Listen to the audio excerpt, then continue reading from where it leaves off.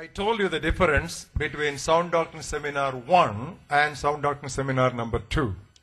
ஆரோக்கிய உபதேச கருத்தரங்கு ஒன்றிற்கும் இரண்டிற்கும் இடையே உள்ள வேறுபாட்டை நான் உங்களுக்கு ஏற்கனவே சொன்னேன். The purpose of Sound Doctrine Seminar 1 was to teach you how to interpret the Bible and escape floods of false doctrine.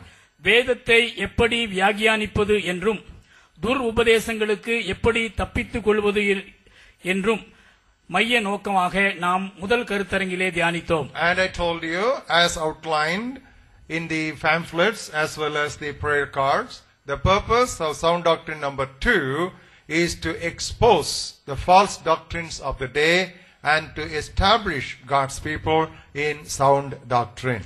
இந்த இரண்டாவது உபதேச கருத்தரங்கினுடைய அழைப்பிதழிலும் ஜெப அட்டையிலும் போட்டிருந்த வண்ணமாக துர் உபதேசங்களை அடையாளம் காண்பித்து கர்த்தருடைய மக்களை கர்த்தருடைய வேதத்தில் நிலைத்திருக்க செய்வதுதான் இதனுடைய நோக்கமாக இருக்கிறது. The first leads to the second.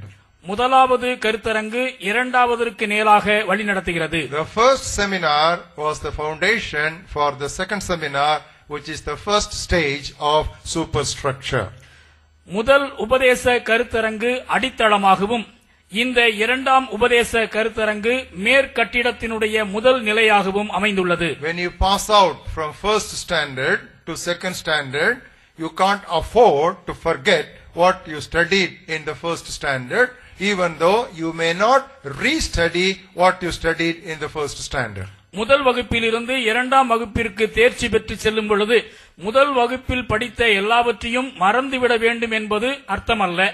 இது நிமித்தமாக முதலாம் வகுப்பு பாடம் முழுவதையும் திரும்ப திரும்ப பயில வேண்டும் என்றும் கட்டாயமில்லை. A review is always necessary in the first few classes of the second standard of what was taught in the first standard. இரண்டாவது வகுப்பிலே நாம் பயில ஆரம்பிக்கும் பொழுது முதலாவது வகுப்பிலே நாம் கற்றுக்கொண்டவைகளை ஒரு சில நாட்கள் மீள்பார்வை செய்து திருப்பி பார்ப்பது எப்பொழுதுமே சாலச் சிறந்தது. 70% of the gathering of this morning has not attended seminar number 1. இங்கு குழுமி இருக்கின்ற மக்களிலே 70% முதலாவது கருத்தரங்கிலே கலந்து கொள்ளவில்லை. However, several thousands listened to those audio and video cassettes, and that will add another 10%, which means those of you who have gathered here, among you, only 30% has listened to or attended that program. ஆயிரக்கணக்கான மக்கள் இந்த கருத்தரங்கினுடைய செய்திகளை ஒலி நாடாக்கள் மூலமாகவும் ஒலித்தட்டுகள் மூலமாகவும் கேட்டிருந்தாலும் கூட இங்கே இருக்கின்ற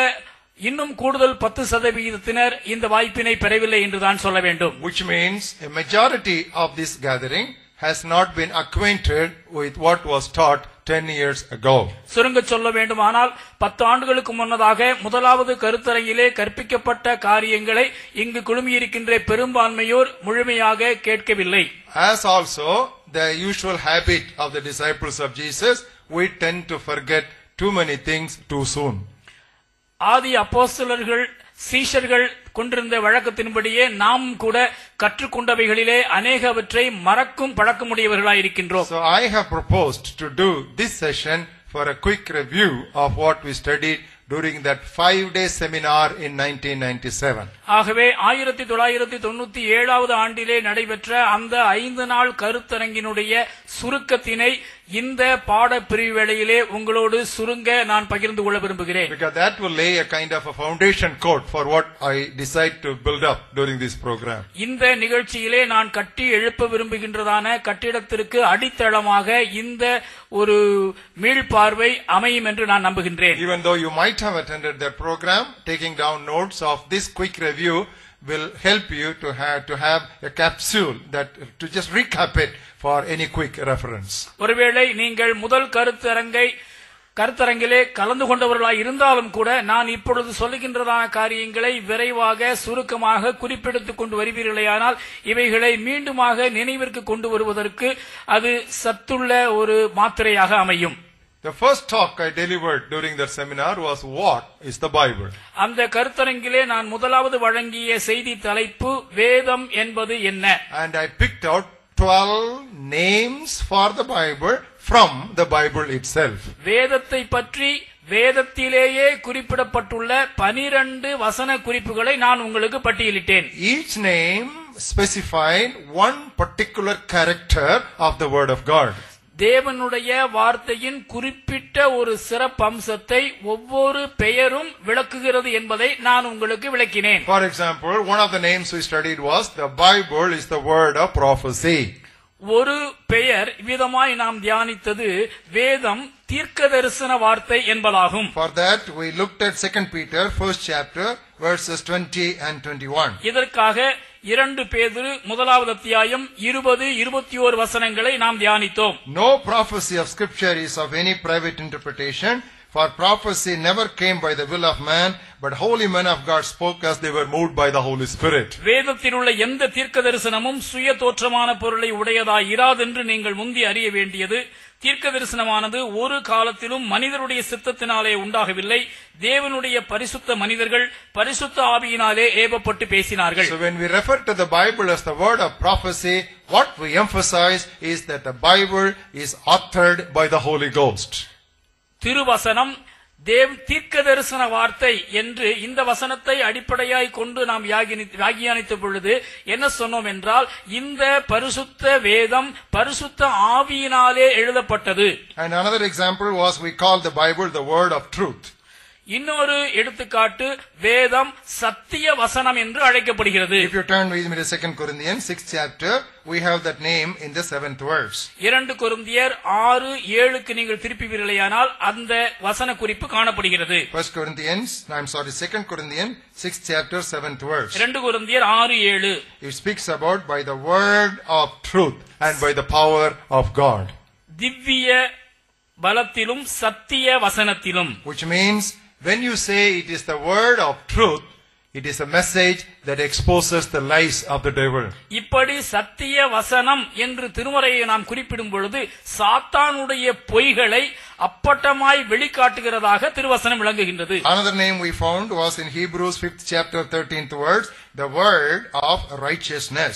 எபிரேயர் 5:13 இந்த திருவசனத்தை சொல்லப்பட்டுள்ள மற்றொரு வார்த்தையை நாம் பார்க்கின்றோம், நீதியின் வார்த்தை. The word of righteousness. நீதியின் வார்த்தை. What does it mean? இதனுடைய பொருள் என்ன? When you study the word of righteousness, that leads you into a life of righteousness, holiness and godliness. இந்த நீதியின் வசனத்தை நீங்கள் பயிலும் பொழுது நீதியுள்ள பரிசுத்தமுள்ள ஒரு நேர்மையான வாழ்க்கைக்கு அது உங்களை நடத்துகிறது. Like that we studied 12 names of the Bible. இப்படி 12 பெயர்களை திருமறையை குறித்து நாம் தியானித்தோம். And at the end of the talk we concluded, no other scripture in the world ever embraces all these needs of every man and woman on the face of the earth. அதனுடைய முடிவுரையாக நாம் என்ன கூறினோம்? உலகில் மனிதனின் அனைத்து தேவைகளையும் திருமறையை தவிர வேறு எந்த வேதத்தாலும் நிறைவு செய்ய முடியவில்லை. And I stressed, you should maintain this wholesome picture and portrait of the Bible in all your Bible study. நீங்கள் வேத ஆராய்ச்சி வகுப்புகள் நடத்தும் பொழுதெல்லாம் இந்த வேதத்தினுடைய ஒட்டுமொத்த சாராம்சத்தை மனதில் கொண்டு செயல்பட வேண்டும். Only then you will understand why the Bible says what it says. வேதம் சொல்வதை ஏன் அப்படி சொல்லுகிறது என்று அப்பொழுதுதான் நீங்கள் புரிந்து கொள்ள முடியும் என்று நான் கூறினேன். So these 12 names give you a panoramic view of the entire text of the Bible that keeps you in proper boundary into biblical understanding. வேதத்தை புரிந்து கொள்வதற்கு சரியான எல்லைகளை குறித்து இந்த 12 பெயர்களும் 12 பரிமாணங்களை வேதத்தை குறித்து நமக்கு பரிணமிக்கின்றன. What you received in 1997 was curd, but what you are receiving this morning in this class is cream. நீங்கள் 1997 பெற்றுக்கொண்டது தயிர், இப்பொழுது நீங்கள் பெற்றுக்கொள்வது வெண்ணெய். So follow that so carefully. இதனை நீங்கள் சரியாக கவனித்துக் கொள்ளுங்கள். Following that talk, what is the Bible? We moved on to the next long subject of biblical interpretation or steps in Bible study. வேதம் என்பது என்ன என்பதை நாம் கற்றுக்கொண்ட பிற்பாடு இந்த வேதத்தை எவ்வாறு கற்றுக்கொள்வது அல்லது வேதத்தை கற்றுக்கொள்வதில் பல்வேறு படிகள் என்று நாம் படித்தோம். 3 steps. 3 படிகள். Step number 1, முதல் படி observation. உற்று நோக்குதல். Step number 2, இரண்டாம் படி interpretation. வியாக்கியானித்தல். Step number 3, மூன்றாம் படி application. அப்பியாசித்தல். You can't jump from step number 1 to step number 3. That will bring all confusion and chaos in doctrine. முதல் படியிலிருந்து மூன்றாவது படிக்கு தப்பி குதிக்க கூடாது. அவ்வாறு தாண்டி குதித்தால் குழப்பம் தான் மிஞ்சும். What is observation? உற்று நோக்குதல் என்பது என்ன? The meaning of the text. அந்த வசன பகுதியின் பொருள். To discover the message. செய்தியை கண்டுபிடிக்க. And what is interpretation? வியாக்கியானம் என்பது என்ன? What exactly is said and why is it said there? என்ன சொல்லப்பட்டிருக்கிறது, ஏன் அவ்விதம் சொல்லப்பட்டிருக்கிறது என்று ஜீரணித்தல். With that, you move on to application in our lives and ministries. இந்த நிலையிலிருந்து நம்முடைய வாழ்விலும் நம்முடைய ஊழியத்திலும் இதனை எப்படி அப்பியாசிப்பது என்று நாம் கடந்து செல்கிறோம். For interpretation, I quoted an example from the tent making knowledge of Apostle Paul. வியாக்கியானித்தல் என்று சொல்வதற்கு நான் விளக்கம் கொடுப்பதற்காக பவுல் இயல்பாய் செய்து வந்ததான கூடார தொழிலை நான் எடுத்துக்காட்டாக கூறினேன். Paul said, don't be a workman who will be ashamed, but rightly dividing the word of God. நீ வெட்கப்படாத ஊழியனாய் சத்திய வசனத்தை நிதானமாய் பகுத்து போதிக்கிறவனாயிரு. Rightly dividing means rightly cutting the word of God. பகுத்து போதிக்கின்றவன் என்று சொல்லும் பொழுது சரியாக நிதானமாய் அதனை பிரித்தல். Now that is a language of a tent maker. இது ஒரு கூடார தொழிலாளியினுடைய மொழி. Those days tents were made of skin patch work. அந்த நாட்களிலே கூடாரங்கள் தோல் துண்டுகளினாலே தைக்கப்பட்டன. So if the cutting is not proper, the stitching will not be proper. இந்த தோல் துண்டுகள் சரியாக வெட்டப்படவில்லை என்றால் அது சரியாக ஒட்டப்பட முடியாது. If they are not stitched proper, when you lift it up on poles, it will stretch on all sides oddly.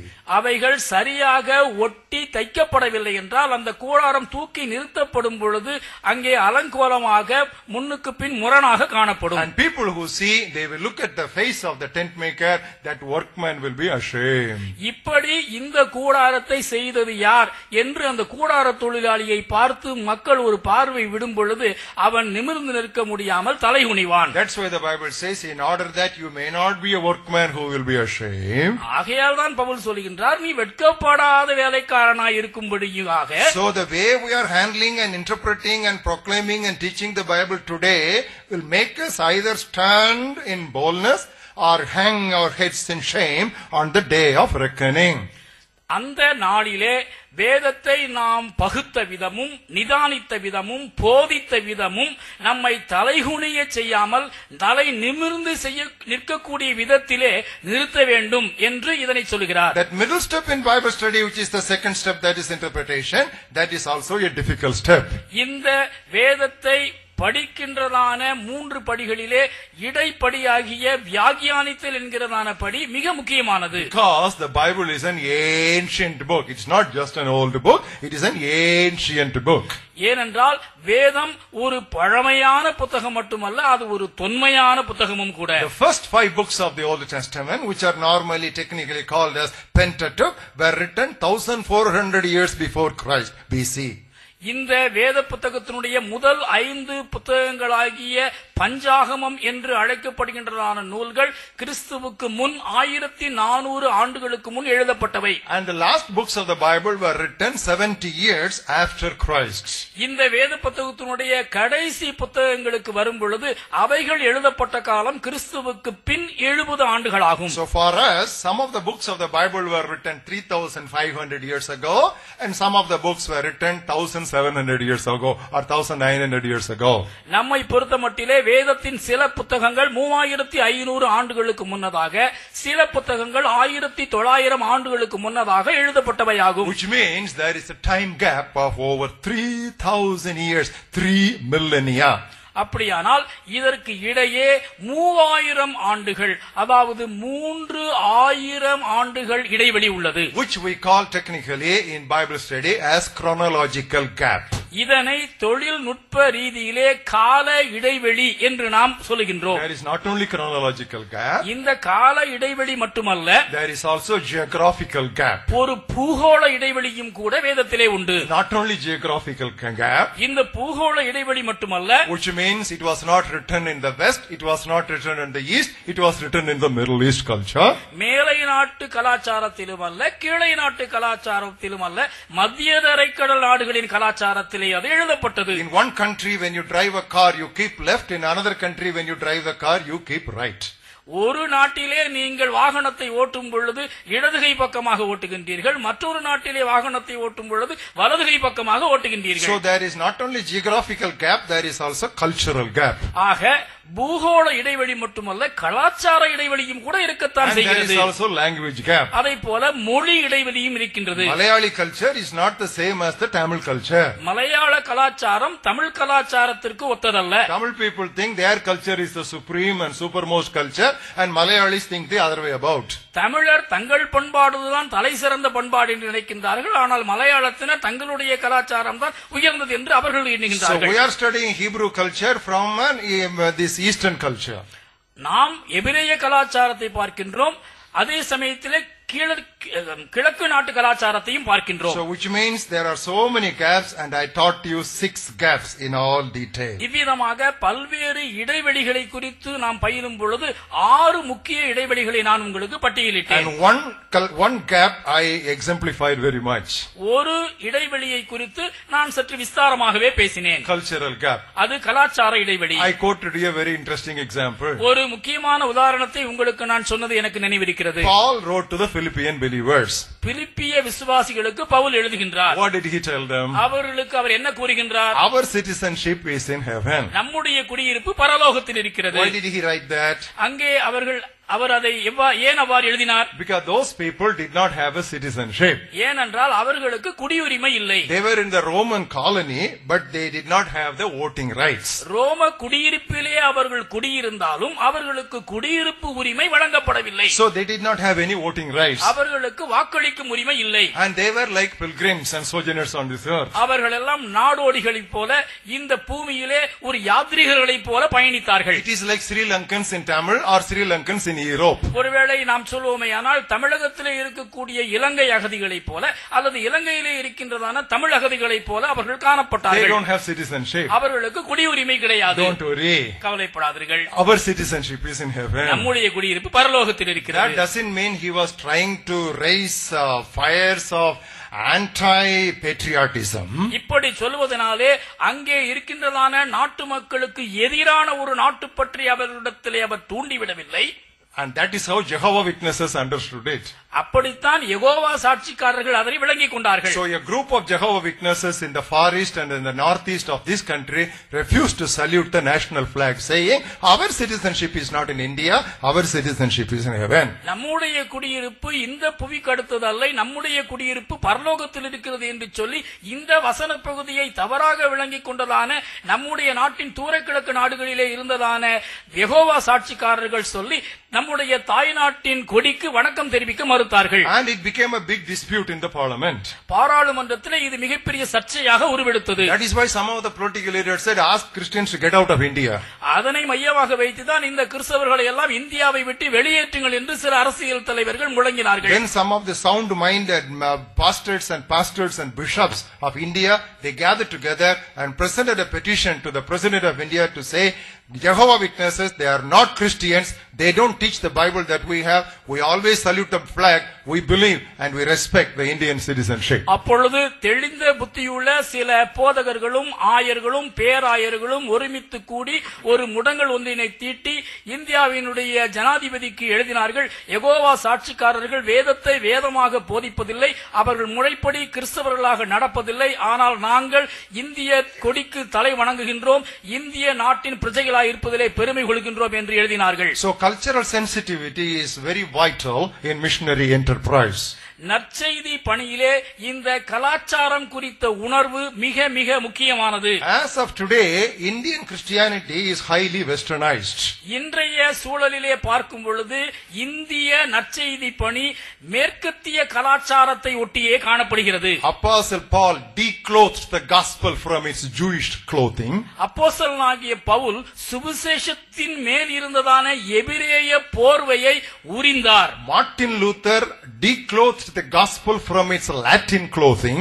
Martin Luther சுவிசேஷத்தின் மேலே இருந்ததான லத்தீன் உரையை கழற்றினார். Unless we Indian Christians declothe the gospel from western clothing, India will not be totally evangelized. கிறிஸ்தவர்களாகிய நாம் நற்செய்தியின் மேலுள்ள மேற்கத்திய உடையை கழற்றி எறிந்தால் ஒழிய இந்தியா முழுமையாக நற்செய்தி மயமாக்கப்பட முடியாது. Because the Bible says the gospel is the good news for all the people and not a select group of human community. ஏனென்றால் வேதம் சொல்லுகின்றது, வேதம் ஏதோ தெரிந்தெடுக்கப்பட்ட ஒரு சிலருக்கு மட்டுமல்ல, அது சகல மக்களுக்கும் நற்செய்தியாக வழங்கப்பட்டுள்ளது. In order to understand this kind of background and culture in biblical interpretation, I recommended some study Bibles and study aids. இந்த காரியத்தை நன்றாக விளங்கிக் கொள்ளும்படியாக சில வேத உபகரணங்களையும் ஆய்வு வேதாகமங்களையும் அந்த சூழலிலே நான் உங்களுக்கு அறிமுகப்படுத்தினேன். The first one I introduced was Bible dictionaries. முதலாவது நான் அறிமுகப்படுத்தியது வேத அகராதி. There are so many Bible dictionaries, and the one I would very strongly recommend along with the other rest, of course, is Richard's Complete Bible Dictionary. வேத அகராதிகள் ஏராளம் உண்டு, ஆனால் அவற்றின் மத்தியிலே நான் உங்களுக்கு அறிமுகப்படுத்துவது ரிச்சர்ட் வேத அகராதி. And also we have got encyclopedia of the entire Bible. வேதத்தினுடைய சொல் அகராதி முழுமையாக ஒரு புத்தக வடிவிலே உண்டு. There are so many encyclopedia, but the one that is published by Zondervan Publishing Company, it gives not only technically but also devotionally correct information, packed with information. தொழில்நுட்ப விவரங்களை மட்டுமல்ல, தியான அடிப்படையிலான தேவ பக்தி நிறைந்த விவரங்களை இந்த ஜாண்டர்வான் பதிப்பகத்தால் வெளியிட்டுள்ளதான சொல் அகராதி விளக்குகின்றது. Now this is available in 5 volumes. இது 5 பகுதிகளிலே உள்ளது. Now it was 8,000 rupees before. It became 4,000 in the month of May. Now it has become 3,500 rupees. 8,000 ரூபாய் விலை மதிப்புள்ளதாய் இருந்ததான இந்த அரிய கருத்து பெட்டகம் மே மாதத்திலே 4,000 குறைந்தது, இப்பொழுது 3,000 மலிந்துள்ளது. And this will be an excellent addition to your library if you are a serious student of the Bible. நீங்கள் ஒரு கருத்துள்ள வேத மாணாக்கனாய் இருப்பீர்களேயானால் உங்களது வேத நூலகத்திற்கு இது ஒரு அரிய பொக்கிஷம். And I also introduced another Bible which is Holman Illustrated Study Bible.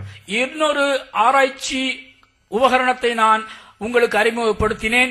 இது எடுத்துக்காட்டுகள் நிறைந்த ஹால்மன்ஸ் வேத ஆராய்ச்சி வேதம். Now all other study aids are separate from the Bible, but they have packed in so much of material into the biblical text itself in the margins. So for a quick reader, this kind of study Bibles which gives the basic background of each biblical narrative and incident is helpful. We have got several copies of this available. மற்ற புத்தகங்கள் தன்னகத்தில் தானே தனியாய் பல விவரங்களை கொண்டிருந்தாலும் இந்த ஹால்மன்ஸ் எடுத்துக்காட்டு வேதாகமத்திலே ஆங்காங்கே ஓரங்களிலே தொடர்புள்ள பல குறிப்புகள் சொல்லப்பட்டுள்ளது. உங்களுக்கு மிகவும் வசதியாக வேதத்தை கையாளுவதற்கு உபயோகமாயிருக்கும். In biblical interpretation, we should not only take into consideration these gaps, but we also do some word study. இந்த வியாக்கியானம் என்று சொல்லுகின்ற வேளையிலே நாம் வேதத்தை இடைவெளிகளின் அடிப்படையிலே புரிந்து கொண்டால் மட்டும் போதாது, சில சொல் ஆய்வும் செய்ய வேண்டும். You know why? ஏன் தெரியுமா? Hebrew of the Old Testament and Greek of the New Testament are highly energetic languages. பழைய ஏற்பாட்டின் எபிரேய மொழியும் புதிய ஏற்பாட்டின் கிரேக்க மொழியும் முத்தாய்ப்பு நிறைந்த மொழிகள். To find one exact equivalent for some of the words of these two highly energetic languages is next to impossible. இந்த தெய்வீக 2 மொழிகளிலே சொல்லப்பட்டிருக்கின்ற சில வார்த்தைகளுக்கு ஒரு சொல் அர்த்தம் கண்டுபிடிப்பது என்பது சில நேரங்களிலே மிகவும் கடினமான காரியமாகும். Take for example the Greek word cosmos, K-O-S-M-O-S. குறிப்பாக காஸ்மாஸ் என்று சொல்லப்படுகின்றதான கிரேக்க வார்த்தை ஒன்றினை எடுத்துக்காட்டாக எடுத்துக்கொள்ளுங்கள். All through the New Testament, that word cosmos, which is sometimes spelled as K-O-S-M-O-S, and in other places it is C-O-S-M-O-S, it is uniformly translated as world. இந்த cosmos என்று சொல்லப்படுகின்றதான வார்த்தை புதிய ஏற்பாட்டிலே பல இடங்களிலே உபயோகிக்கப்பட்டிருக்கின்றது. இந்த வார்த்தை உபயோகிக்கப்பட்டிருக்கின்ற இடத்திலெல்லாம் உலகம் என்று அர்த்தம் கொள்ளப்படுகிறது. What does that mean? அதனுடைய பொருள் என்ன? Does it mean the created universe? உருவாக்கப்பட்ட உலகத்தை அது குறிக்கிறதா? Does it mean the people of the world? அல்லது உலக மக்களை குறிக்கின்றதா? Or does it speak about the system in the world that is opposed to God? தேவனுக்கு எதிரிடையான வாழ்வு முறையை குறிக்கின்ற உலகம் என்பதை குறிக்கிறதா? There are 7 equivalents for that word world, but you need other study aids to understand which means what and where. இந்த உலகம் என்ற சொல்லுக்கு 7 விதமான பொருள்கள் ஒவ்வொரு சூழலிலும் வருகின்றது. அதனுடைய சரியான பொருளை அறிந்து கொள்வதற்கு வேத ஆராய்ச்சி உபகரணங்களின் மூலமாக நீங்கள் பிரயாசப்பட வேண்டும். That is why God has given us the Bible not only in our language but also in various versions and translations of the language. நம்முடைய மொழியிலே ஆண்டவர் வேதத்தை தந்தது மட்டுமல்ல, நம்முடைய மொழியிலேயே பல்வேறு மொழியாக்கங்களையும் தேவன் நமக்கு தந்திருப்பார் என்பதனுடைய ஆசி அதுதான். That's why I recommended that you use as many modern translations as possible alongside your central biblical meditation.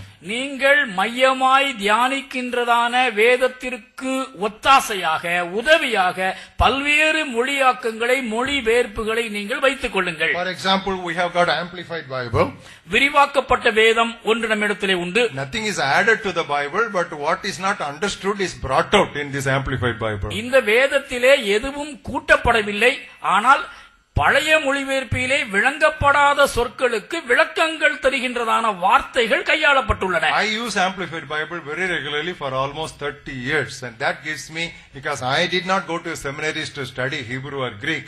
Next best I can have to a seminary where I can sit under a Hebrew professor or a Greek professor is to take an Amplified Bible. That's good enough for me. That's why I'm recommending it to you. ஏறத்தாழ 30 ஆண்டுகளுக்கு மேலாக இந்த விரிவாக்க வேதத்தை நான் பயன்படுத்துகின்றேன். ஒரு இறையியல் கல்லூரிக்கு சென்று ஒரு எபிரேய பேராசிரியர் அல்லது கிரேக்க விரிவுரையாளரின் இடையே உட்கார்ந்து அவரிடத்திலே நான் இந்த கிரேக்க எபிரேய சொற்களின் வார்த்தை பொருளை விளங்கிக் கொள்வதற்கு இயலாத நிலையிலே இந்த விரிவாக்கப்பட்டதான வேதம் பல்வேறு சொற்களின் மூலமாக எனக்கு விளக்கம் கொடுக்கிறது. And most recently we have got a pastor, Eugene Peterson. He has given us a paraphrased version of the Bible which he has titled as The Message. போதகர் யூஜின் பீட்டர்சன் என்கிறதான தேவ மனிதர் சமீபத்திலே தி மெசேஜ் என்று சொல்லப்படக்கூடியதான ஒரு சுருக்கப்பட்ட வேதத்தை தந்துள்ளார். It is not a translation, it is a paraphrase. இது ஒரு மொழியாக்கம் அல்ல, விளக்கம். It's a விளக்க உரை. Not விளக்க உரை exactly, it's a paraphrase. I don't know what Tamil word we'll get, but he tries to bring out the idiomatic sense in each sentence. ஒவ்வொரு வாக்கியத்திலும் இருக்கக்கூடியதான பல உள் அர்த்தங்களை வெளிக்கொண்டு வருகின்ற விதத்திலே இது ஒரு செய்தி வேதாகமமாக வெளியிடப்பட்டுள்ளது. And we have got that brought out in MP3 also. We got official permission and we published it in MP3. That's also available when you go in a car or when you are leisurely relaxing at home. Just play it. A lot of biblical passages known to you will just come alive. இந்த வேதத்தினை குறுந்தட்டு வடிவிலே MP3 ஆக நாம் வெளிக்கொண்டு வந்துள்ளோம். நீங்கள் வாகனத்திலே செல்லும் பொழுதோ பயணிக்கும் பொழுதோ இந்த ஒலித்தட்டுகளை நீங்கள் கேட்டு இதனுடைய செய்தி சாராம்சத்தை பெற்றுக் கொள்ளலாம். Some Bibles are word to word translation. சில வேதங்கள் வார்த்தைக்கு வார்த்தை மொழியாக்கமாயிருக்கின்றன. And others are thought to thought translation. சில வேதங்கள் கருத்துக்கு கருத்து மொழிபெயர்ப்புகளாக இருக்கின்றன. We don't say which is right and which is not right, but we try to say we need that as well as this. எது சரி எது தவறு என்று நாம் சொல்வதற்கில்லை, ஆனால் அதே சமயத்திலே இதுவும் தேவை அதுவும் வேண்டும் என்று சொல்கின்றோம். King James version is word for word. King James மொழிபெயர்ப்பு வார்த்தைக்கு வார்த்தை மொழிபெயர்ப்பு. New International Version is thought for thought. New international மொழிபெயர்ப்பு. These paraphrases are all thought for thought. இந்த paraphrased வேதங்கள் எல்லாம் கருத்துக்கு கருத்து மொழியாக்கங்கள் என்று சொல்லலாம். Translations like NIV are somewhere in between. It's a balance. NIV போன்றதான விளக்கங்கள் இவை இரண்டிற்கும் இடைப்பட்டவைகள் என்று சொல்லலாம். So be free. Don't be too conservative. Open up to read all these translations and get the best and the most from God's word. பழமைவாதிகளாகவே எப்பொழுதும் இராதிருங்கள். நீங்கள் இந்த நவீன மொழிபெயர்ப்புகளையும் மொழியாக்கங்களையும் அணைத்துக் கொண்டு இவற்றில் இருக்கக்கூடிய சிறந்தவற்றை அணைத்துக் கொள்ளுங்கள். Most of these scholars who have done these books are not just scholars, they have been saints who had several years of seasoned and mature walk with God. இந்த வேத கலை பொக்கிஷங்களை உருவாக்கியவர்கள் எல்லாம் வெறும் அறிவுஜீவிகள் மட்டுமல்ல, காலமாக ஆண்டாண்டு காலமாக தேவனோடு நடைபழகிய பரிசுத்தவான்கள். Now with that I explain to you the importance of contextual interpretation of the Bible. இந்த அடிப்படையோடு கூட சூழமைவின் அடிப்படையிலே வேதத்தை எவ்வாறு வியாக்கியானம் செய்வது என்று விவரித்தேன். And I made a statement, a text out of context is a pretext. சூழமைவை விட்டு ஒரு வசனத்தை எடுத்துவிட்டால் அது குழப்பம்தான் என்று உங்களுக்கு விளக்கினேன். And whenever you interpret one particular text, ஒரு குறிப்பிட்ட வசனத்தை நாம் வியாக்கியானம் செய்யும் பொழுது there are 5 circles of context we should take into consideration. அதனை சுற்றி 5 வட்டங்கள் இருக்கிறது என்பதை நாம் உணர்ந்து கொள்ள வேண்டும். First is the immediate context. முதலாவது உடனடி சூழமைவு. That means what does the previous word say and the next word say? அதாவது அதற்கு முந்தின வசனம் என்ன சொல்கிறது, பிந்தின வசனம் என்ன சொல்கிறது. The second circle, the second outer circle is the circle of a passage or a portion. இரண்டாவது வெளிவட்டம் என்னவென்றால் வசன பகுதி அல்லது அத்தியாய சூழமைவு. And the third one is the context of the entire book where the words occurs. புத்தக சூழமைவு, அந்த புத்தகம் முழுவதிலும் அதன் அடிப்படையிலே என்ன சொல்லப்பட்டுள்ளது. And the fourth circle is the context of parallel passages in the Bible. நான்காவது வட்டம் அதற்கு இணையான வேத வசன பகுதிகளின் சூழமைவு. And finally the context of the whole Bible. முடிவாக முழு வேத சூழமைவு. For example, எடுத்துக்காட்டாக we all know that verse by heart. Jesus Christ is the same yesterday, today and forever. நம்ம எல்லாருக்கும் மனப்பாடமாக தெரிந்த ஒரு வசனம், இயேசு கிறிஸ்து நேற்றும் இன்றும் என்றும் மாறாதவராய் இருக்கிறார். You usually hear it in healing campaigns. இப்படிப்பட்டதான வசனத்தை சுகமளிக்கும் கூடுகைகளிலே நாம் கேட்டிருக்கின்றோம். Nothing wrong in using it in the context of healing.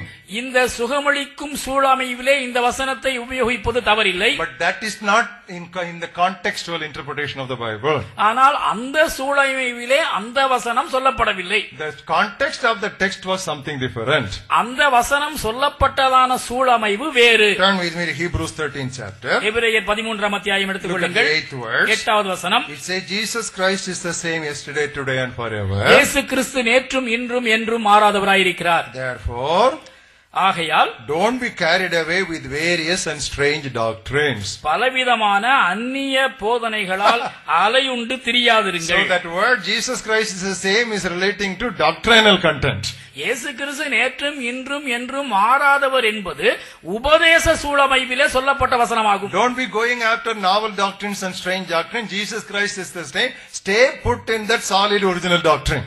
புதுமையான பரவசமான உபதேசங்களின் பின் அலைப்புண்டு திரியாதிருங்கள். மூல உபதேசங்கள் பழமையானவைகளிலேயே நிலைத்திருங்கள். It is good that the heart be established with grace and not with any other things. கிருபையினாலே இருதயம் உறுதிப்படுகிறது, நல்லது, மற்றவைகளினால் அல்ல. So in that context it says Jesus Christ is the same, so don't be going fluctuating like waves. அந்த சூழலில்தான் இயேசு கிறிஸ்து நேற்றும் இன்றும் என்றும் மாறாதவராய் இருக்கிறார் என்று சொல்லப்பட்டது. ஆகையால் மேலும் கீழும் நீங்கள் அலசடிப்படாதிருங்கள். And for that contextual interpretation I encourage you to buy some books. One is a Bible handbook. இந்த சூழமைவு அடிப்படையிலே வேதத்தை வியாக்கியானிப்பது குறித்து ஒரு புத்தகத்தை நான் உங்களுக்கு அறிமுகப்படுத்தினேன். And this was available during our Preach Better seminar in May in Trichy. இந்த புத்தகம் மே மாதத்திலே திருச்சியிலே நடைபெற்றதான நம்முடைய Preach Better கருத்தரங்கிலே வெளியிடப்பட்டது. இதனுடைய பெயர் Bible handbook. And it is a very concise presentation and good for anyone. யாவருக்கும் பயனளிக்கக்கூடிய மிகவும் நல்ல ஒரு புத்தகம். Then we have got study Bibles. வேத ஆராய்ச்சி புத்தகங்கள் நம்மிடத்திலே உண்டு. NIV study Bible. NIV ஆராய்ச்சி வேதம். You know, NIV study Bible is one of the best because it is not only international in its scholarship, it is also interdenominational in its scholarship. அனைத்து நாட்டு வேத ஞானிகளால் எழுதப்பட்டது மட்டுமல்ல, interdenominational. அனைத்து சபை ஞானிகளாலும் கலந்து எழுதப்பட்ட ஒரு காரியமாகும். Leather-bound edition which was 2,500 rupees before, now it has brought down to 1,500. தோல் அட்டையினால் உருவாக்கப்பட்டதான இந்த அழகிய வேதம் 1500 ரூபாய்க்கு கிடைக்கின்றது. Now NKJV study Bible is much later, much advanced than NIV study Bible. NIV வேதத்தை விட மிகவும் நவீனமானது NKJV ஆராய்ச்சி வேதம். This is by Thomas Nelson Bible Publishers. இதனை வெளியிடுபவர்கள் தாமஸ் நெல்சன் பதிப்பகத்தார். It's very good. They are very honest in some of the difficult passages. மிகவும் கடினமான சில வேத வசன பகுதிகளை மிக அழகாக அவர்கள் கையாண்டுள்ளார்கள். Now these study Bibles are non-sectarian. They don't belong to one particular group. They are belonging to a broad spectrum. இவர்கள் ஏதோ குறிப்பிட்ட ஒரு ஓர கொள்கையினராய் அல்லாதபடிக்கு பொதுவான நிலையிலே எல்லாருக்கும் ஏற்றுக்கொள்ளக்கூடிய கருத்தாளர்களாய் இருக்கின்றார்கள். I assure you, whatever will be recommended here, it is reasonably safe. இங்கே உங்களுக்கு அறிமுகப்படுத்தப்படுகின்றதான ஆராய்ச்சி புத்தகங்கள் எல்லாம் பாதுகாப்பானவை. ஆகவே நீங்கள் தைரியமாய் இவைகளை வாங்கலாம். And for King James version we have got the keyed concordances. King James மொழிபெயர்ப்புக்கு உதவியாக ஒரு சொல் அகராதி உண்டு. Now that's the oldest Crudence concordance. Crudence ஒத்துவாக்கிய அகராதி. Thanks to OM publishers who have brought this out for 300 rupees, dirt cheap. 300 ரூபாய்க்கு மிக மலிவாய் இதனை வெளியிட்டிருக்கின்ற ஓஎம் பதிப்பகத்தாருக்கு நம்முடைய நன்றி. And there is treasury of scripture knowledge. வேத treasury of scripture அறிவு களஞ்சியம், வேத அறிவு களஞ்சியம் என்ற அருமையான ஒரு புத்தகம் உண்டு. Very exhaustive. மிகவும் ஒரு பரந்த ஒரு புத்தகம். Now this was regularly used by great revivalists like R.A. Torrey. R.A. Torrey போன்றதான எழுப்புதல் வீரர்களால் உபயோகிக்கப்பட்ட புத்தகம் இது. So during that times of revival they gave this book to the revival fruits. எழுப்புதல் கனிகளாய் கிடைத்த மக்கள் அனைவருக்கும் இந்த புத்தகத்தை தான் அவர்கள் அன்பளிப்பாக வழங்கினார்கள். So this much about biblical interpretation. இதுதான் வேத வியாக்கியானத்தை குறித்து அந்த கருத்தரங்கிலே நாம் கற்றவை. Then I made a statement. அப்பொழுது நான் ஒரு வாசகத்தை சொன்னேன். The main purpose of studying the word of God is to understand the God of the word. திருவசனத்தை நாம் கற்றுக்கொள்வதே வசனத்தின் தேவனை அறிந்து கொள்வதற்காக என்று கூறினேன். We are studying a book to understand its author. இந்த புத்தகத்தை நாம் படிப்பதனுடைய நோக்கமே இந்த புத்தகத்தின் கதாநாயகனை கண்டுகொள்வதற்காக. And that's what so crystal clearly like a diamond cut studded jewel. Apostle Paul said, the pursuit of my life is to know him and as a result to make him known. அங்கே அழகான தங்க நகையிலே வைரக் கற்கள் பதித்தது போல அப்போஸ்தலனாகிய பவுல் இந்த வாக்கியத்தை அறுதியிட்டு கூறுகின்றார். அவரை அறிவதும் அவரை அறிவிப்பதுமே என்னுடைய பந்தய பொருளாயிருக்கிறது. To know him and to make him known. அவரை அறிவதும் அவரை அறிவிப்பதுமே என்னுடைய இலக்கு. And that brought us to the study of the Trinitarian God in the Bible. இதனை தொடர்ந்து வேதத்திலே வெளிப்படுத்தப்பட்டுள்ள திருத்துவமாகிய தேவனை அறிந்து கொள்ளும் பகுதிக்கு நாம் கடந்து வந்தோம். The God of the Bible is Trinitarian. வேதத்திலே கூறப்பட்டுள்ளதான கடவுள் திருத்துவ கடவுளாய் இருக்கின்றார். He exists in three persons. Our 3 நபர்களாய் விளங்குகின்றார். The Father, பிதா, the Son, Kumaran, and the Holy Spirit. பரிசுத்த ஆவியானவர். And like any other doctrine, the doctrine of Trinity is progressive in the whole Bible. மற்ற எல்லா உபதேசங்களைப் போலவே இந்த திருத்துவ உபதேசமும் வேதத்தில் படிப்படியாக வெளிப்படுத்தப்பட்டுள்ளது. It begins budding up in the Old Testament and it reaches its climax or its zenith or consummation when you come to the New Testament. பழைய ஏற்பாட்டிலே மொட்டாக மலர்கின்றதான இந்த உபதேசம் கொஞ்சம் கொஞ்சமாய் விரிந்து புதிய ஏற்பாட்டிற்கு வரும் பொழுது அது முழுவதுமாய் மலர்ந்து உச்சநிலையை அடைகிறது. Any doctrine is partial in its explanation in the Old Testament and it is much fuller when you come to the New Testament. எந்த உபதேசத்தை எடுத்துக்கொண்டாலும் பழைய ஏற்பாட்டில் மட்டும் அதனை தியானித்தால் அது ஒரு பகுதியாகவே இருக்கும். புதிய ஏற்பாட்டையும் சேர்ந்து வாசிக்கும் பொழுதுதான் அது முழுமை பெறுகிறது. Nevertheless, both Old Testament and the New Testament together serve as the two lips of God to proclaim his message. ஆகிலும் பழைய ஏற்பாடும் புதிய ஏற்பாடும் இறை செய்தியை நமக்கு வெளிப்படுத்துகின்றதான இரு உதடுகளாக செயல்படுகின்றன. Even in the doctrine of Trinity, இந்த திருத்துவ உபதேசத்திலும், even if you take the book of Isaiah, one of the oldest prophetical books of the Old Testament, you see how that opened up.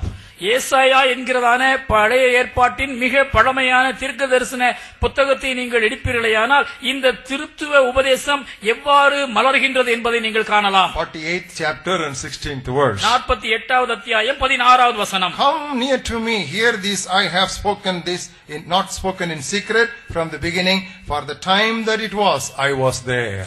நீங்கள் என் சமீபத்தில் வந்து நான் சொல்வதை கேளுங்கள், நான் ஆதி முதற்கொண்டு அந்தரங்கத்தில் பேசவில்லை. Now this is what Jesus said later in the New Testament. So these are the words of Jesus in the Old Testament.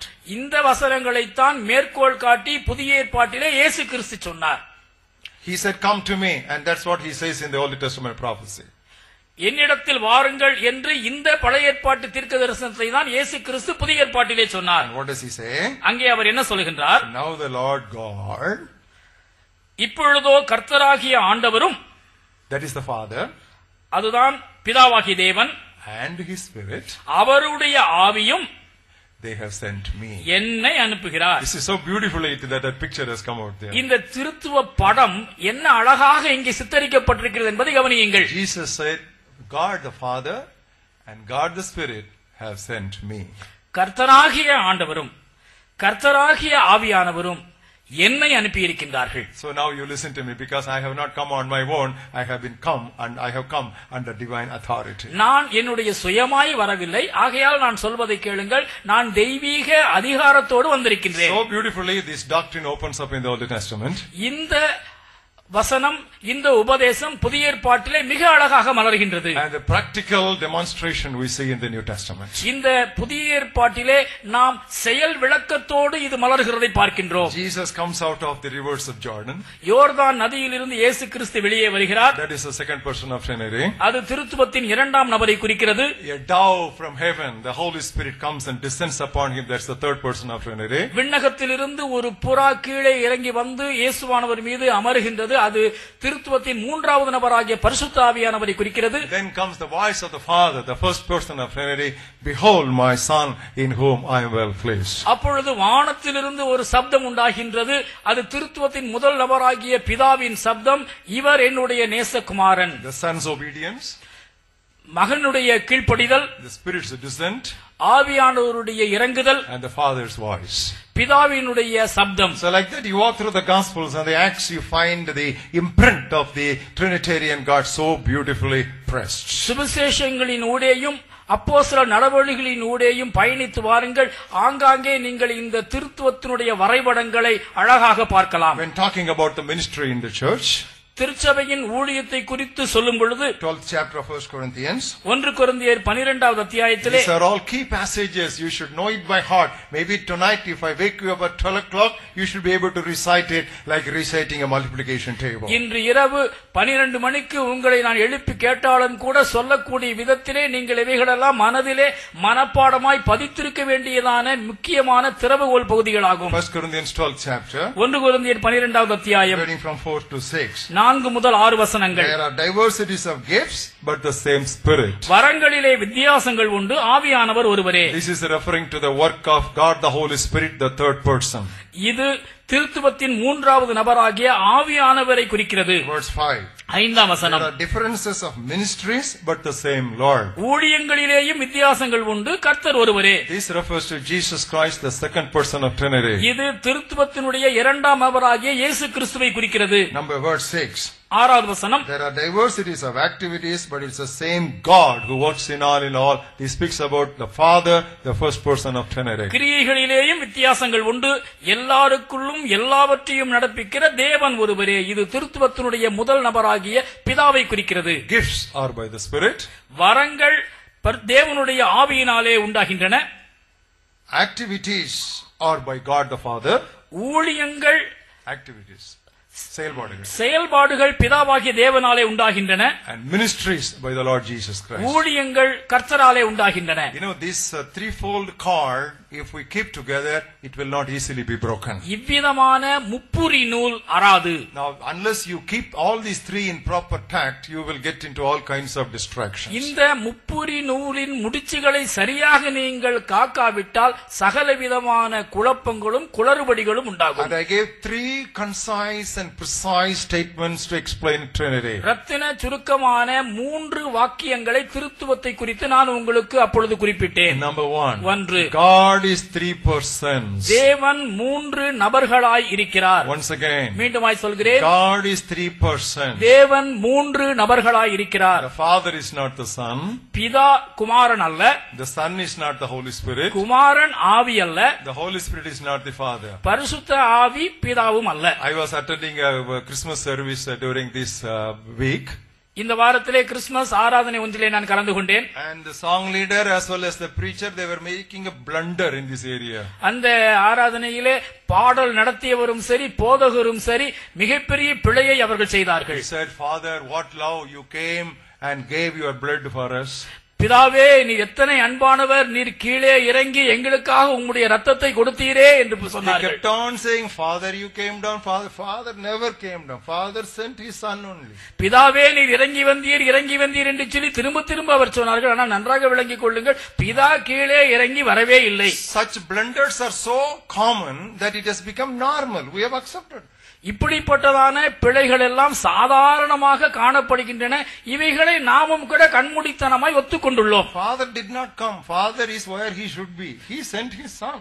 பிதா இறங்கி வரவில்லை, அவர் இருக்க வேண்டிய இடத்திலே இருந்தது கொண்டு இருக்கிறார். குமாரனைத்தான் அவர் அனுப்பினார். So like that, the clear understanding is necessary in this doctrine of Trinity. That will keep you away from many a false doctrine. இந்த திருத்துவ உபதேசத்தை குறித்ததான சரியான தெளிவு உங்களுக்கு இருக்க வேண்டும். அப்பொழுது மாத்திரமே பல துர் உபதேசங்களினின்று நீங்கள் தப்பித்துக் கொள்வீர்கள். God is 3 persons. தேவன் 3 நபர்களாய் இருக்கிறார். Number 2. இரண்டாவது, Each person is fully God. ஒவ்வொரு நபரும் முழுமையாக தேவனாய் இருக்கிறார். Once again. மீண்டுமாய் சொல்கிறேன், Each person is fully God. ஒவ்வொரு நபரும் முழுமையாக தேவனாய் இருக்கிறார். They are co-equal and co-existent. அவர்கள் ஒருவருக்கொருவர் சமமாய் இருப்பதோடு ஒவ்வொருவரும் தனித்தனியாக இருக்கிறார்கள். And thirdly, மூன்றாவது, there is one God. தேவன் ஒருவரே. There is one God. தேவன் ஒருவராய் இருக்கிறார். God is 3 persons. தேவன் 3 நபர்களாய் இருக்கிறார். Each person is fully God. ஒவ்வொரு நபரும் தேவனாய் இருக்கிறார். And God, there is one God. தேவன் ஒருவராய் இருக்கிறார். Now this is a clear understanding you have to just keep in all your biblical interpretation. வேதத்தை வியாக்கியானம் செய்கின்ற வேளைகளில் எல்லாம் இந்த அடிப்படை உபதேசத்தினை நீங்கள் தெளிவாக புரிந்து கொள்ள In வேண்டும். some churches and meetings when you go, சில ஆலயங்களிலும் சில கூட்டங்களிலும் நீங்கள் கலந்து கொள்ளும் பொழுது Jesus, only Jesus. இயேசு ஒருவர் மட்டுமே. That is Unitarian. இவர்கள் ஒரு நபர் எனும் வாதத்தை உடையவர்கள். And there are other groups. இன்னும் ஒரு சில கூட்டத்தார் இருக்கிறார்கள். Jesus, Holy Spirit, Jesus, Holy Ghost, Jesus, Spirit of God, Jesus, Spirit, Jesus, Spirit, Jesus. இயேசுவே ஆவியானவரே, ஆவியானவரே இயேசுவே, இயேசுவே ஆவியானவரே என்று இந்த இருவரை மட்டும் பிடித்துக் கொள்வார்கள். I call them binitarian. இவர்கள் இருநபர் வாத கொள்கைக்காரர். The Bible does not teach Unitarian or binitarian doctrines. The Bible teaches Trinitarian doctrine. கடவுளை ஒரு நபராகவோ இரு நபராகவோ வேதம் எங்குமே போதிக்கவில்லை. திருத்துவ தேவனாகவே வேதம் போதிக்கின்றது. That is why I taught you during that seminar, and I also wrote a clear article that was reprinted in several other magazines. Whatever happened to the Father? தந்தைக்கு என்னவாயிற்று, பிதாவானவர் என்னவானா, பிதாவானவர் என்னவானார் என்று நான் அந்த கருத்தரங்கிலே தெளிவாக உங்களுக்கு போதித்ததோடு அதனை ஒரு கட்டுரையாகவும் எழுதினேன். அந்த கட்டுரையினுடைய மறுபதிப்பு பல்வேறு பத்திரிகைகளிலே வெளிவந்தது. So much of talk about the saviorhood of Jesus. இயேசு கிறிஸ்துவினுடைய இரட்சகத்துவத்தை குறித்து ஏராளம் சொல்லப்படுகின்றது. And there is so much of talked about the personhood of the Holy Spirit. பரிசுத்த ஆவியானவரின் ஆழ்தத்துவத்தை குறித்து அளவின்றி உச்சரிக்கப்படுகின்றது. And very little is talked about, and that is the truth to be restored. That is the fatherhood of God. ஆனால் பிதாவின் தந்தைத்துவத்தை குறித்து ஏன் அவ்வளவு சொல்லப்படவில்லை, அதைத்தான் நாம் கவனம் செலுத்த வேண்டும் என்று நான் குறிப்பிட்டேன். Unless you bring together these 3 important salient features of Godhead, the fatherhood of God, the saviorhood of Jesus, and the personhood of the Holy Spirit, we will miss the mark. கடவுளின் தந்தைத்துவம், கிறிஸ்துவின் இரட்சகத்துவம், பரிசுத்த ஆவியானவரின் ஆழ்தத்துவம் ஆகிய இந்த 3 சிறப்பம்சங்களையும் நாம் பின்னி பிணைந்து ஒருமிக்க அறிந்து கொண்டால் ஒழிய நிச்சயமாக குழப்பத்தில் தான் முடிவடைவோம். To emphasize this truth, we all read together in that seminar the Apostles' Creed. இதனை நாம் நன்றாக விளங்கிக் கொள்வதற்கு ஏதுவாக அந்த கருத்தரங்கிலே கலந்து கொண்ட நாம் எல்லாரும் சேர்ந்து அப்போஸ்தல விசுவாச பிரமாணத்தை சொன்னது உங்களுக்கு நினைவிருக்கிறதா? It was printed out and it was distributed to the delegates. அங்கே பங்கு பெற்றோருக்கு இந்த அப்போஸ்தலரின் விசுவாச பிரமாணம் அச்சடிக்கப்பட்டு விநியோகிக்கப்பட்டது. Even today, as far as the faith confession is concerned, the Apostles' Creed, which is regularly read in conventional churches, that is the best.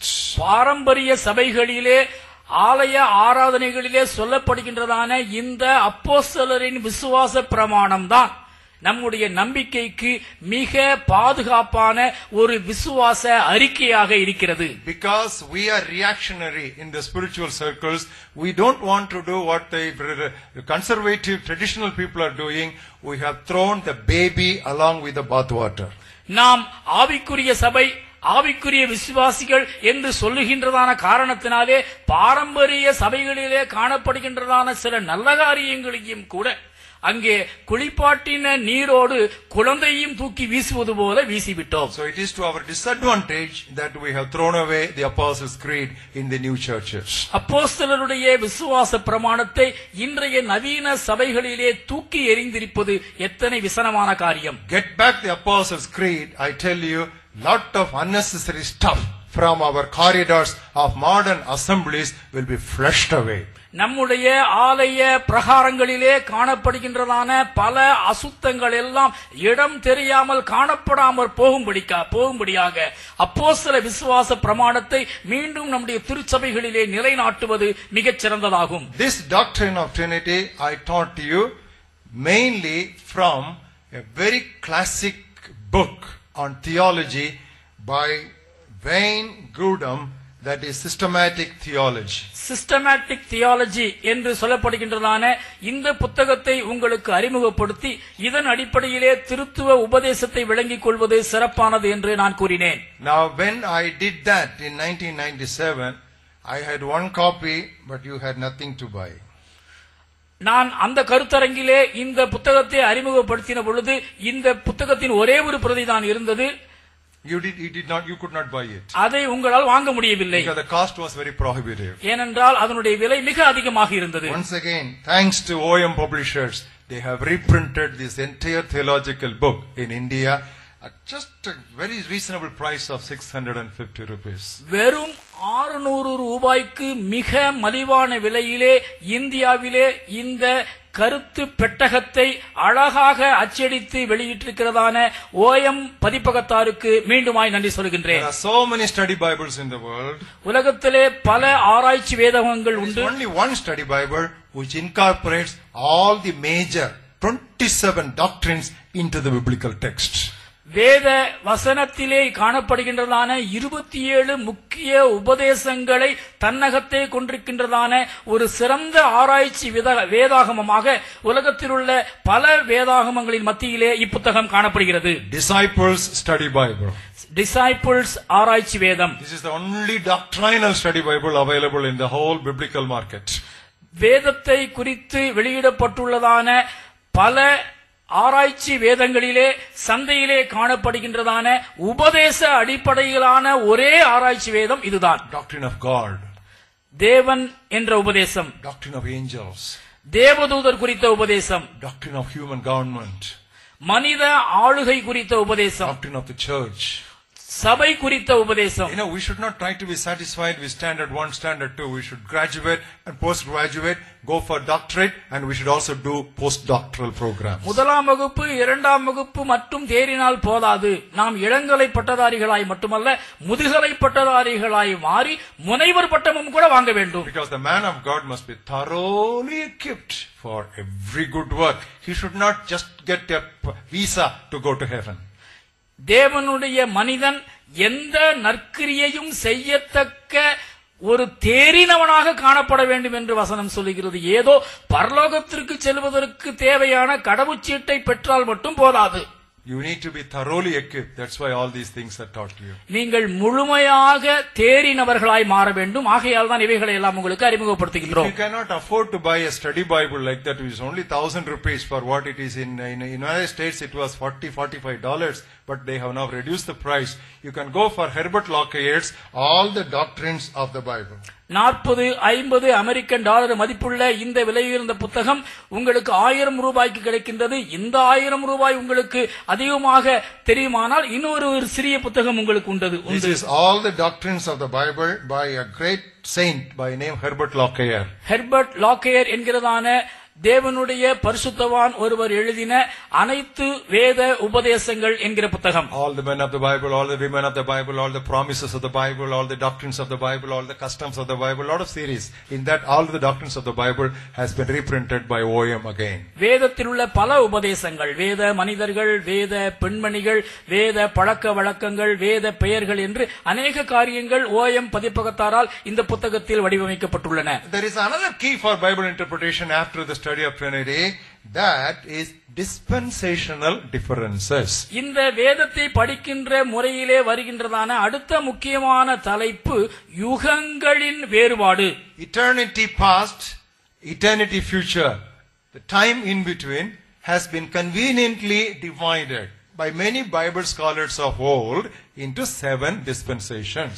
துவக்கமில்லா நித்தியம், முடிவில்லா நித்தியம் என்று காணப்படுகின்றதான இந்த 2 நித்தியங்களுக்கும் இடைப்பட்டதான இடைவெளியை 7 யுகங்களாக வேத மனிதர்கள் பலர் பிரித்துள்ளனர். The dispensation of innocence, அறியாமை யுகம், and the dispensation of innocence leading to the dispensation of conscience, அறியாமை யுகத்தை அடுத்து வருகின்ற மனசாட்சி யுகம், and finally it is moving on to the dispensation of God's government, God's kingdom. இப்படியே தொடர்ந்து வருகின்ற வேளையிலே இறுதியாக தெய்வீக ஆளுகை யுகத்திலே இது நிறைவு பெறுகிறது. 2 old Bibles specialize on these dispensations. 2 பழைய வேதம் இந்த யுகங்களின் உபதேசத்தை நமக்கு தெளிவாக காட்டுகின்றன. One is Scofield Bible. ஒன்று ஸ்கோஃபீல்ட் வேதம். The other one is Dake's annotated Bible. இரண்டாவது டேக்ஸ் பகுப்பாய்வு வேதம். Scofield, Dr. C.I. Scofield, he comes from Brethren background. Doctor C.I. Scofield brethren சபையை சார்ந்தவர். And Finis Jennings Dakes, he comes from Pentecostal background and more correctly Church of God. Finis Jennings Dake's என்று சொல்லப்படுகின்றதான தேவ மனிதர் பெந்தைகோஸ்தே பின்னணியில் குறிப்பாக search of காடை அவர் சேர்ந்தவர். Both the Bibles are good. 2 வேதங்களும் மிக உன்னதமானவை. There are certain things which we cannot accept, but in general they make good study Bibles. சில குறிப்புகளை நாம் ஒப்புக்கொள்ள முடியாவிட்டாலும் அவைகள் பல நல்ல கருத்துக்களை நமக்கு தெரிவிக்கின்றன. Their interpretation is dispensational. அவர்களுடைய வியாக்கியானங்கள் யுகங்களின் அடிப்படையிலானது. But several other Bible teachers of modern days, they call these 2 biblical authors as extreme dispensationalists. ஆனால் நவீன வேத ஞானிகள் பலர் இந்த 2 பரிசுத்த தேவ மனிதர்களை அவர்கள் மிகவும் தீவிரவாதிகள் என்று கூறுகின்றார். யுகங்களின் அடிப்படையிலே தீவிரவாதிகள் என்று குறிப்பிடுகின்றார்கள். Now that's a matter of dispute that we are not going to sort it out here. இந்த சர்ச்சையை குறித்து நாம் கவலைப்பட வேண்டாம், அதனை குறித்து நாம் இப்பொழுது சிந்திக்கவும் வேண்டாம். Nevertheless, ஆகிலும் there is a broad division of dispensations, which is the old dispensation and the new dispensation. நாம் புரிந்து கொள்ளும் விதமாக 2 பெரும் யுகங்கள் உண்டு. ஒன்று பழைய ஏற்பாட்டு யுகம், மற்றொன்று புதிய ஏற்பாட்டு யுகம். They are based on the 2 covenants that God has made with his people. தேவன் தம்முடைய மக்களோடு செய்து கொண்டதான 2 பெரும் உடன்படிக்கைகளை அடிப்படையாக இந்த 2 யுகங்கள் கொண்டுள்ளன. Hebrews 8th chapter. எபிரேயர் 8வது அத்தியாயம். Look at the 13th verse. 13வது வசனம். There we have the 2 covenants mentioned for us. அங்கே இந்த 2 உடன்படிக்கைகளும் நமக்காக எழுதப்பட்டுள்ளதை கவனியுங்கள். In that he says a new covenant, he has made the first covenant obsolete. Now what is becoming obsolete and growing old is ready to vanish away. புது உடன்படிக்கை என்று அவர் சொல்லுகிறதுனாலே முந்தினதை பழமையாக்கினார், பழமையானதும் நாள்பட்டதுமாயிருக்கிறது, உருவழிந்து போக காலம் சமீபத்திருக்கிறது. So there is old covenant, old dispensation, old testament. There is new covenant, new testament, new dispensation. பழைய ஏற்பாடு, பழைய உடன்படிக்கை, பழைய யுகம் என்பதும், புதிய ஏற்பாடு, புதிய உடன்படிக்கை, புதிய யுகம் என்பதும் ஒரு சேர இங்கே கூறப்பட்டுள்ளது. One supersedes the other. ஒன்று மற்றொன்றின் மேலே வருகிறது. Old dispensation and new dispensation. பழைய யுகம், புதிய யுகம். It is very sad that many New Testament Christians, that is Christians under the New Testament, are living an Old Testament life. புதிய உடன்படிக்கையின் கீழ் இருக்கும் புதிய ஏற்பாட்டு விசுவாசிகள் அநேகர் பழைய உடன்படிக்கையின்படி வாழ்ந்து கொண்டிருப்பது எத்தனை துக்கமானது. That's why they lose all the benefits and blessings of the New Testament. புதிய ஏற்பாட்டினுடைய பல நன்மைகள் பல்வேறு ஆசிகளை அதிநிமித்தமாகத்தான் அவர்கள் இழந்து போகிறார்கள். So we took a class to study the differences between the Old Testament and the New. பழைய ஏற்பாட்டிற்கும் புதிய ஏற்பாட்டிற்கும் காணப்படுகின்றதான வேறுபாடுகளை அறியும்படியாக ஒரு வகுப்பினை நடத்தினோம். Then comes a question. அப்பொழுது ஒரு கேள்வி வருகிறது. If we are living under the New Testament, under the New Dispensation, what is the use of keeping the 2/3 size of that books, 39 books of the Old Testament in the Holy Bible? புதிய ஏற்பாட்டின் காலத்திலே புதிய உடன்படிக்கையின் கீழே நாம் வாழ்ந்து கொண்டிருக்கிறோம் என்பது உண்மையானால் வேதத்தினுடைய 2/3 பகுதியை ஆக்கிரமித்துக் கொண்டிருக்கின்ற 39 புத்தகங்கள் அடங்கிய இந்த பழைய ஏற்பாட்டினை என்ன செய்வது? I gave an answer giving you the 4 sections of the Old Testament. அதற்கு பதிலாக வேதத்திலே உள்ள 4 பகுதிகளை பழைய ஏற்பாட்டிலிருந்து உங்களுக்கு நான் முன்வைத்தேன். History books, வரலாற்று புத்தகங்கள், law books, சட்ட புத்தகங்கள், prophetical books, தீர்க்கதரிசன புத்தகங்கள், wisdom books. ஞான புத்தகங்கள். So under these 4 categories fall all the 39 books of the Old Testament. பழைய ஏற்பாட்டினுடைய 39 புத்தகங்களும் இந்த 4 தலைப்புகளிலே அடங்குகின்றன. History books. வரலாற்று புத்தகங்கள். What did Paul say? What did Paul say? Pavul என்ன சொல்கிறார்?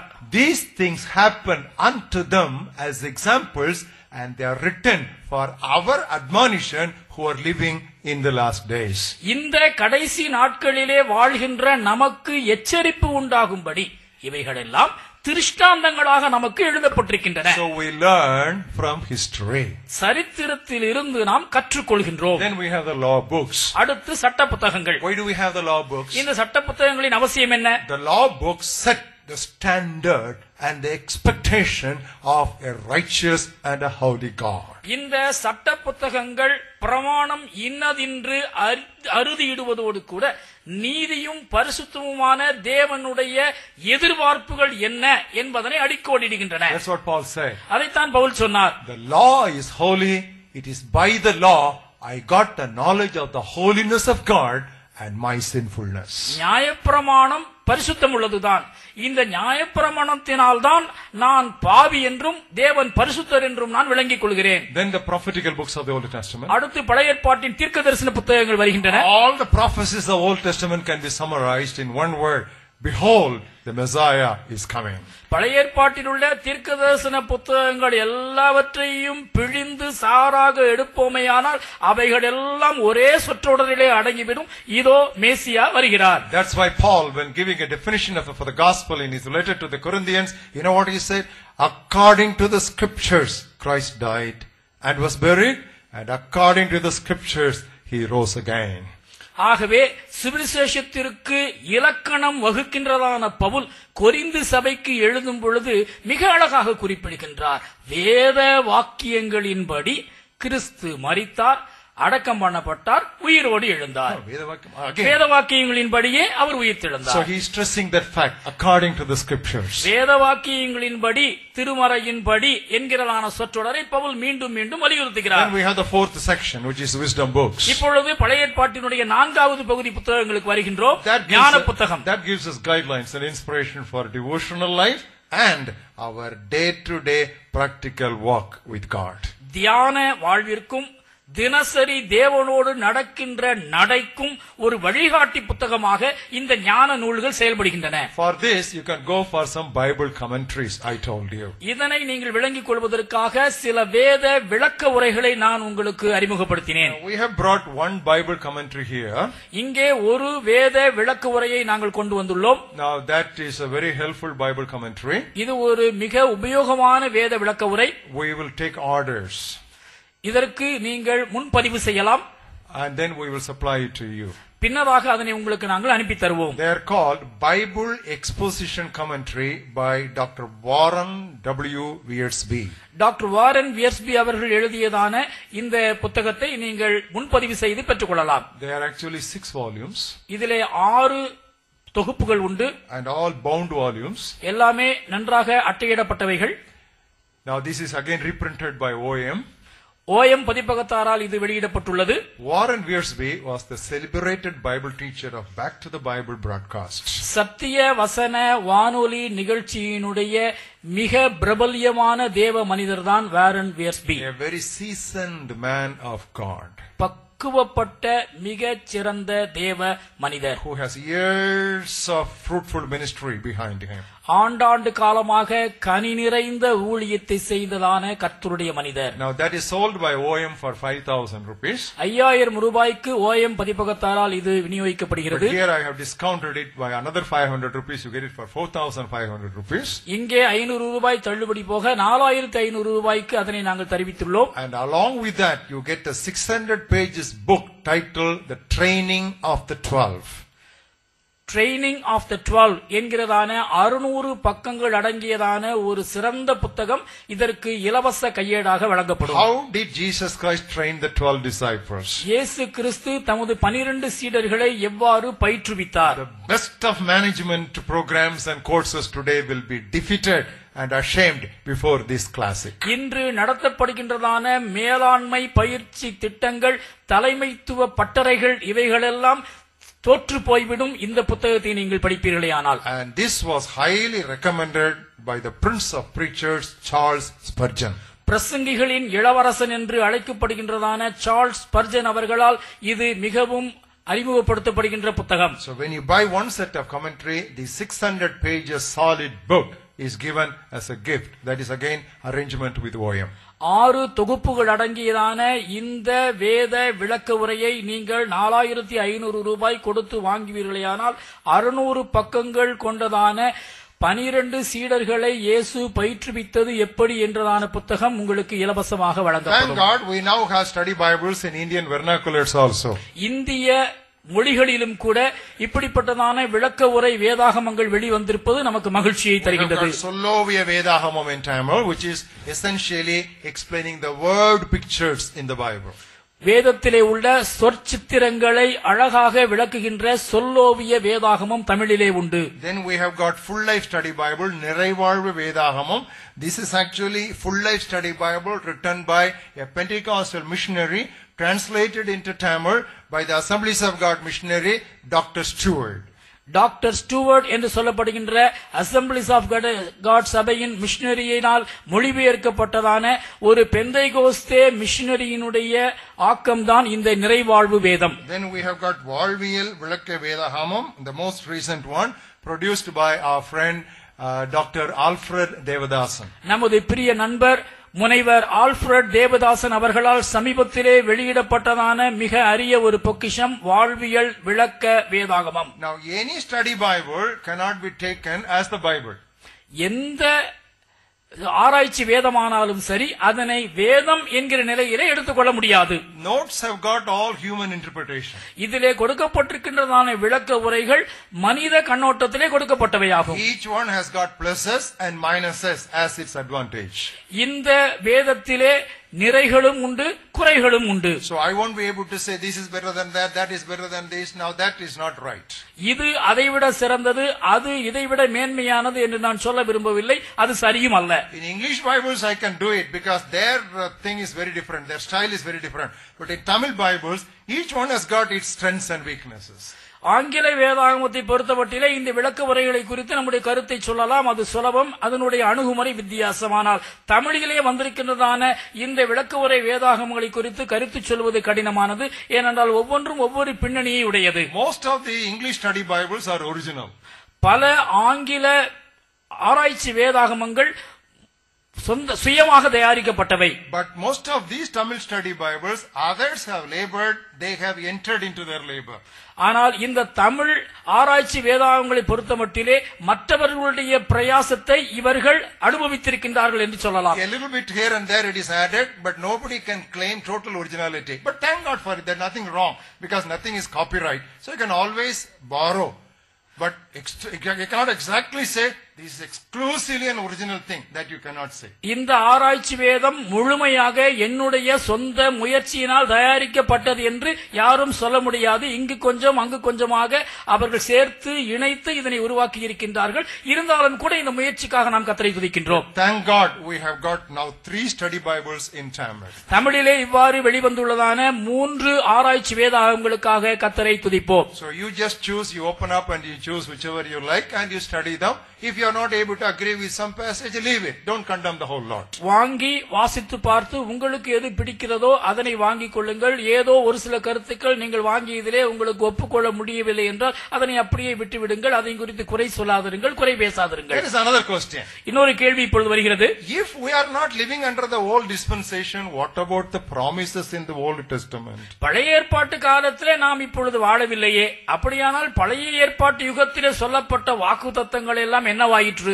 And that was a very important subject. We studied it under the promises of God. இது முக்கியமான ஒரு கேள்வி. ஆகவேதான் அடுத்த தலைப்பாக இறை வாக்குகள் என்ற தலைப்பிலே நாம் இந்த உபதேசத்தினை கற்றோம். And I gave you a classification of the promises of God. இறை வாக்குகளின் வகைகள் என்று சொல்லி ஒரு பட்டியலை நான் உங்களுக்கு முன்வைத்தேன். For example, personalized promises. தனிநபர் குறித்த வாக்குகள். Take for example Abraham. குறிப்பாக Abraham. What did God tell Abraham? Abraham இடத்திலே ஆண்டவர் என்ன சொன்னார்? I will bless those who bless you. நான் உன்னை ஆசீர்வதிக்கிறவர்களை ஆசீர்வதிப்பேன். I will curse those who curse you. உன்னை சபிக்கிறவர்களை நான் சபிப்பேன். Can we claim that promise today? இந்த வாக்குத்தத்தத்தை இப்பொழுது நாம் உரிமை பாராட்டலாமா? Not at all. நிச்சயமாக இல்லை. Jesus said, இயேசு சொன்னார், bless those who curse you. உங்களை சபிக்கிறவர்களை So ஆசீர்வதியுங்கள். that was a personalized promise given to the first patriarch who was going to become the father of those who believe when he left a idolatrous country to lead God's people towards the missionary march as a forerunner. To him it was an exclusive promise. It cannot be generalized. விசுவாசிகளின் தகப்பனாய் பின்னாட்களிலே மாறப்போகின்றதான முதல் மிஷனராகிய Abraham விக்கிரக ஆராதனை நிறைந்ததான தேசத்தை விட்டு தேவன் காண்பிக்கின்ற இடத்திற்கு கீழ்ப்படிந்து புறப்பட்ட பொழுது தனக்கு எதிரிடையாயிருக்கின்ற மக்கள் எல்லாருக்கும் விரோதமாக தேவனால் கொடுக்கப்பட்ட ஒரு பிரத்யேகமான வாக்குத்தத்தமாகவே இதை நாம் எடுத்துக் கொள்ளலாமே ஒழிய நமக்கு இதனை உரிமை பாராட்ட முடியாது. We cannot be like the disciples quoting that Abraham and say, see, these people in the Samaritan village, they are not listening to our gospel. Come on, Jesus, give us permission. We'll bring down fire from heaven like Elijah did. ஆபிரகாமுக்கு கொடுக்கப்பட்ட அந்த வாக்குத்தத்தத்தை மனதிலே கொண்டு இயேசுவே இந்த சமாரியாவிலே இருக்கின்றதான மக்கள் சுவிசேஷத்திற்கு செவி கொடுக்கவில்லை, ஆகவே இவர்களை தண்டிக்கும்படியாக எலியா வானத்திலிருந்து அக்கினியை இறக்கியது போல எங்களுக்கு நீர் அனுமதி தாரும் ஆண்டவரே என்று சீடர்கள் கேட்டது போல நாம் சொல்ல முடியாது. Jesus chided them saying, you do not know what spirit you are made of. நீங்கள் இன்ன ஆவியை பெற்றிருக்கிறீர்கள் என்று அறியீர்களா என்று அவர்களை அவர் குட்டினார். Then another classification is messianic promises. இரண்டாவது வகையான இறைவாக்கு மேசியா குறித்த இறைவாக்கு. There are many promises in the Old Testament which are the exclusive rights of Messiah. வேதத்திலே அநேக இறைவாக்குகள் உண்டு. அவற்றிலே பல மேசியா ஒருவருக்கு மட்டுமே பொருந்துகின்றதான இறைவாக்குகளாகும். For example, உதாரணமாக, none of his bones shall be broken. அவருடைய எலும்புகள் ஒன்றும் முறிக்கப்படுவதில்லை. Now you can ask God that God may save you in all your accidents. But we know every other preacher who preaches that has entered with not simple fracture but multiple fracture.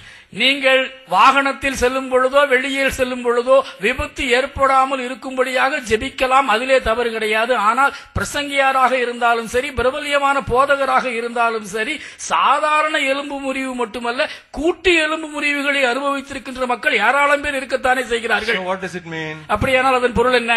None of his bones will be broken. அவருடைய எலும்புகள் ஒன்றும் முறிக்கப்படுவதில்லை. So the stress is his. None of his bones shall be broken. இந்த இடத்திலே எலும்புகள் என்று சொல்லப்படும் பொழுது அவருடைய மேசியாவுடைய என்பதுதான் அறிந்து கொள்ள வேண்டிய ஒரு உண்மை. The thief was converted. ஒரு கள்ளன் மனம் திரும்பினான். He was getting ready to go to paradise. பரதீசுக்கு செல்லும்படியாக அவன் ஆயத்தப்பட்டுக் கொண்டிருந்தான். Even his bones were broken. அந்த கள்ளனுடைய எலும்புகளும் முறிக்கப்பட்டன. The only one person who has exclusive rights to that promise is Jesus himself. That's a messianic promise. எலும்புகள் முறிக்கப்படுவதில்லை என்கிறதான இந்த பிரத்யேக தீர்க்கதரிசன வாக்கிற்கு பொருத்தமானவர் ஒரே ஒருவர் தான் மேசியா. ஆகவே இது மேசியா குறித்த வாக்கு. Then there is another classification, situational promises. இறைவாக்குகளின் மூன்றாவது வகை சூழ்நிலை குறித்த வாக்குகள். What did Jesus say? இயேசு என்ன சொன்னார்? Go and preach in the villages. கிராமங்களுக்கு சென்று சுவிசேஷத்தை அறிவியுங்கள். Don't take money purse with you. பணப்பையை கையில் எடுத்துச் செல்ல வேண்டாம். Because the laborer is worthy of his wages. வேலையால் கூலிக்கு பாத்திரவானாய் இருக்கிறான். Today when you go to preach somewhere, don't go without purse. You don't know when people will give you the offering. இப்பொழுது நீங்கள் கிராமங்களுக்கு செல்லும் பொழுது பணப்பையை எடுத்து செல்லுங்கள், ஏனென்றால் மக்கள் உங்களுக்கு காணிக்கை கொடுப்பார்களோ என்று சொல்ல முடியாது. That was for that day, for that particular trip only. அந்த சூழ் அமைவிலே அந்த குறிப்பிட்ட ஒரு பயணத்திற்கு மட்டுமே தேவன் கொடுத்ததான வாக்கு அது. And the second time when he sent them, இரண்டாவது முறை அதே சீடர்களை இயேசு அனுப்பிய பொழுது what did he say? அவர் இயேசு கிறிஸ்து என்ன சொன்னார்? When I sent you without money purse, did you lack anything? பணப்பை இல்லாமல் உங்களை நான் அனுப்பிய பொழுது உங்களுக்கு ஏதாவது குறைவுபட்டதா? No, Lord. இல்லை ஆண்டவரே. Okay, now you take money purse. சரிதான், இப்பொழுது பணப்பையை எடுத்து போங்கள். So there is a situational promise applicable to one particular time frame, one particular situation. ஒரு குறிப்பிட்ட கால அளவு அல்லது ஒரு குறிப்பிட்ட சூழல், அதற்கு ஏற்றாற்போல் சில நேரங்களிலே ஆண்டவர் சில வாக்குகளை கொடுக்கின்றார். The Lord will wipe away all your tears. தேவன் உங்கள் கண்ணீர் யாவையும் துடைப்பார். That is not applicable for today. இன்று இந்த வாக்கு நமக்கு பொருந்தாது. That is, God shall wipe away all your tears is when death will be overcome. He will wipe away all our tears. That's for future. மரணம் ஜெயமாக விழுங்கப்படுகின்றதான அந்த எதிர்காலத்திற்கு பொருத்தமான வாக்கு தத்தம் தான் இந்த கண்ணீர் யாவையும் துடைப்பார் என்கிற வாக்கு. Isaiah 25th chapter. ஏசாயா 25வது அத்தியாயம். And look at the 8th verse. 8வது வசனம். Isaiah 25 and verse 8. ஏசாயா 25:8. He will swallow up death forever. அவர் மரணத்தை ஜெயமாக விழுங்குவார். And the Lord God will wipe away tears from all faces. கர்த்தராகிய தேவன் எல்லா முகங்களிலும் இருந்து கண்ணீரை துடைப்பார். Now today there is death. ஆனால் இன்றைக்கு மரணம் இருக்கிறது. There comes a time when death will be totally swallowed up. Then there will be no more tears. ஆனால் ஒரு நாள் வரும், அப்பொழுது மரணம் ஜெயமாக விழுங்கப்படும், கண்ணீரும் இராது. Now turn with me to Revelation for the fulfillment of that promise. இந்த வாக்குத்தத்தம் நிறைவேறுகின்றதான சூழலை கவனிக்கும்படியாக வெளிப்படுத்தல் 21க்கு வாருங்கள். 7th chapter. 7வது அத்தியாயம் 17th verse. 17வது வசனம். The Lamb who is in the midst of the throne will shepherd and lead them to living fountains of waters, and God will wipe away every tear from their eyes. வெளிப்படுத்தல் 7:17. சிங்காசனத்தின் மத்தியில் இருக்கிற ஆட்டுக்குட்டியானவரே இவர்களை மேய்த்து இவர்களை ஜீவ தண்ணீர் உள்ள ஊற்றுகள் அண்டைக்கு நடத்துவார். தேவன் தாமே இவர்களுடைய கண்ணீர் யாவையும் துடைப்பார். 21st chapter 4th verse. 21:4. God will wipe away every tear from their eyes. அவர்களுடைய கண்ணீர் யாவையும் தேவன் துடைப்பார். There shall no more be death. இனி மரணமும் இல்லை. Today there is death. இன்றைக்கு மரணம் இருக்கிறது. Tomorrow there will be death. நாளையும் மரணம் இருக்கும். The last enemy is not overcome yet. கடைசி சத்ருவானவன் இன்னும் மேற்கொள்ளப்படவில்லை. When the death will be swallowed up totally, மரணம் ஜெயமாக விழுங்கப்படும் பொழுது, when there is no more sorrow, துக்கமும் இல்லை, no crying, அலறுதல் இல்லை, and no pain. வருத்தம் இல்லை. But today there is lot of pain. ஆனால் இன்றைக்கு வருத்தம் இருக்கிறது. The best of pain reliever is not able to relieve some of the best of God's people from their awkward pains. தேவனுடைய சிறந்த மனிதர்களுடைய மிகப்பெரிய வலிகளை நீக்கக்கூடிய வலி நிவாரணிகள் எதுவுமே இல்லை. But there comes a day when all these former things will pass away. ஆனால் ஒரு நாள் வருகிறது, அப்பொழுது முந்தினவைகள் எல்லாம் ஒளிந்து போகும். At that time the promise that he will wipe away all your tears will be fulfilled. அப்பொழுது கண்ணீர் யாவையும் தேவன் துடைப்பார் என்கிறதான இறை வாக்கு நிறைவு பெறும். But today there are so many ministries based on that promise. God will wipe away all our tears. ஆனால் இந்த வாக்குத்தத்தத்தை மையமாக வைத்து இன்றைக்கு பல ஊழியங்கள் நடந்து கொண்டிருக்கின்றன. So people are wondering, no tears but more tears. கண்ணீர் இல்லை என்று சொல்லுகின்றார்கள். ஆனால் இங்கே எல்லாமே கண்ணீரும் கம்பளையுமாகத்தானே இருக்கிறது. So people, okay. he's also crying, but we should say no tears, no tears. So there is a kind of a dissolution, self-dissolution that people are going through. அவரும் அழுகின்றார், இவரும் கண்ணீர் சிந்துகின்றார், நானும் அழுகின்றேன்.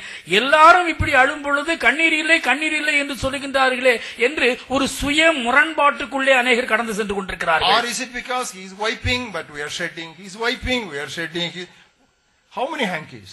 அல்லது நாம் அழுகின்றோம், அவர் துடைக்கின்றார், நாம் மீண்டும் அழுகின்றோம், அவர் மீண்டும் துடைக்கின்றார் என்றால் எத்தனை கைக்குட்டைகள் என்றல்லவா என்ன தோன்றுகிறது. So that is not a proper interpretation. ஆக இது ஒரு சரியான வியாக்கியானமே அல்ல. Tears will be there today.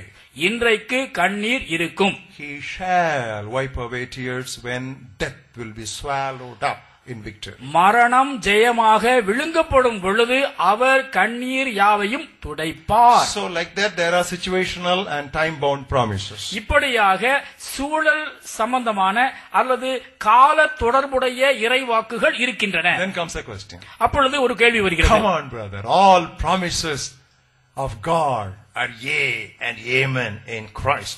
என்ன சகோதரனே, தேவனுடைய வாக்குத்தத்தங்கள் எல்லாம் கிறிஸ்து இயேசுவுக்குள் ஆம் என்றும் ஆமென் என்றும் இருக்கிறதே, அதை குறித்து நீங்கள் என்ன சொல்கிறீர்கள்? Yes brother, but you look at that clause, all the promises of God in Christ, that is the key. ஆம் சகோதரனே, நீங்கள் சொல்வது சரிதான். ஆனால் அந்த வசனத்தை நன்றாக வாசித்து பாருங்கள். தேவனுடைய வாக்குத்தத்தங்கள் எல்லாம் கிறிஸ்து இயேசுவுக்குள், which means அதனுடைய பொருள் என்ன? the redemptive blessings of Christ, கிறிஸ்துவின் மீட்பின் ஆசீர்வாதங்கள், eternal life, நித்திய வாழ்வு. it's yea and amen for everybody. அது யாவருக்கும் ஆம் ஆமென்.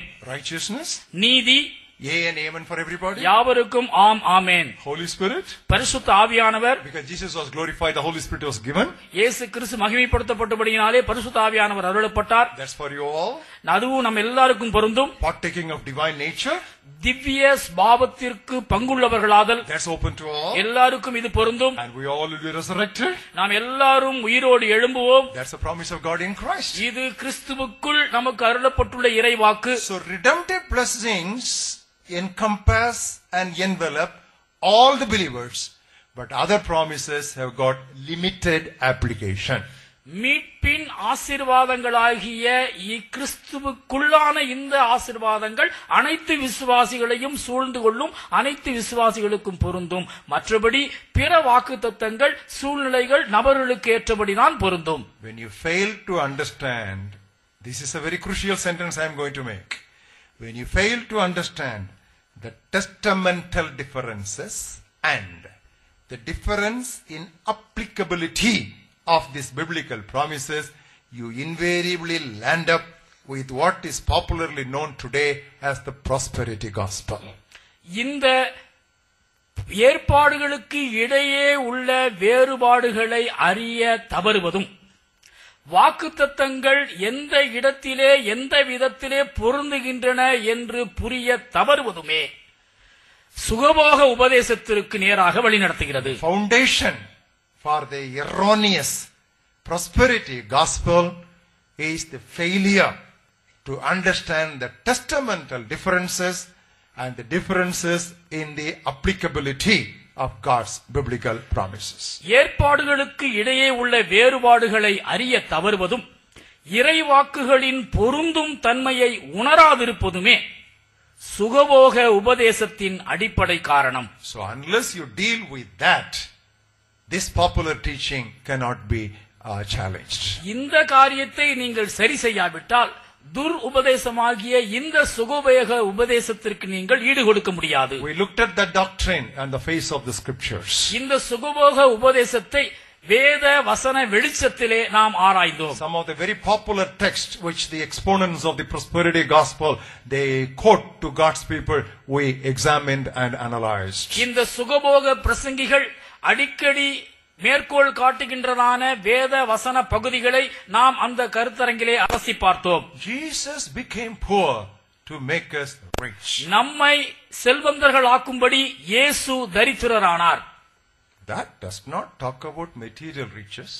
இது பொருளாதார ஐஸ்வரியத்தை குறித்து பேசவே இல்லையே. Why? ஏன்? Jesus was never materially rich, he was always poor. இயேசு கிறிஸ்து பொருளாதார ரீதியாக ஒரு நாளும் செல்வந்தராகவே இல்லையே, அவர் தரித்திரராகத்தானே வாழ்ந்தார். So what is the meaning of he became poor to make us rich? அப்படியானால் நம்மை செல்வந்தராக்கும்படி அவர் தரித்திரரானார் என்பதன் பொருள் என்ன? He had the riches of the heavenly glory.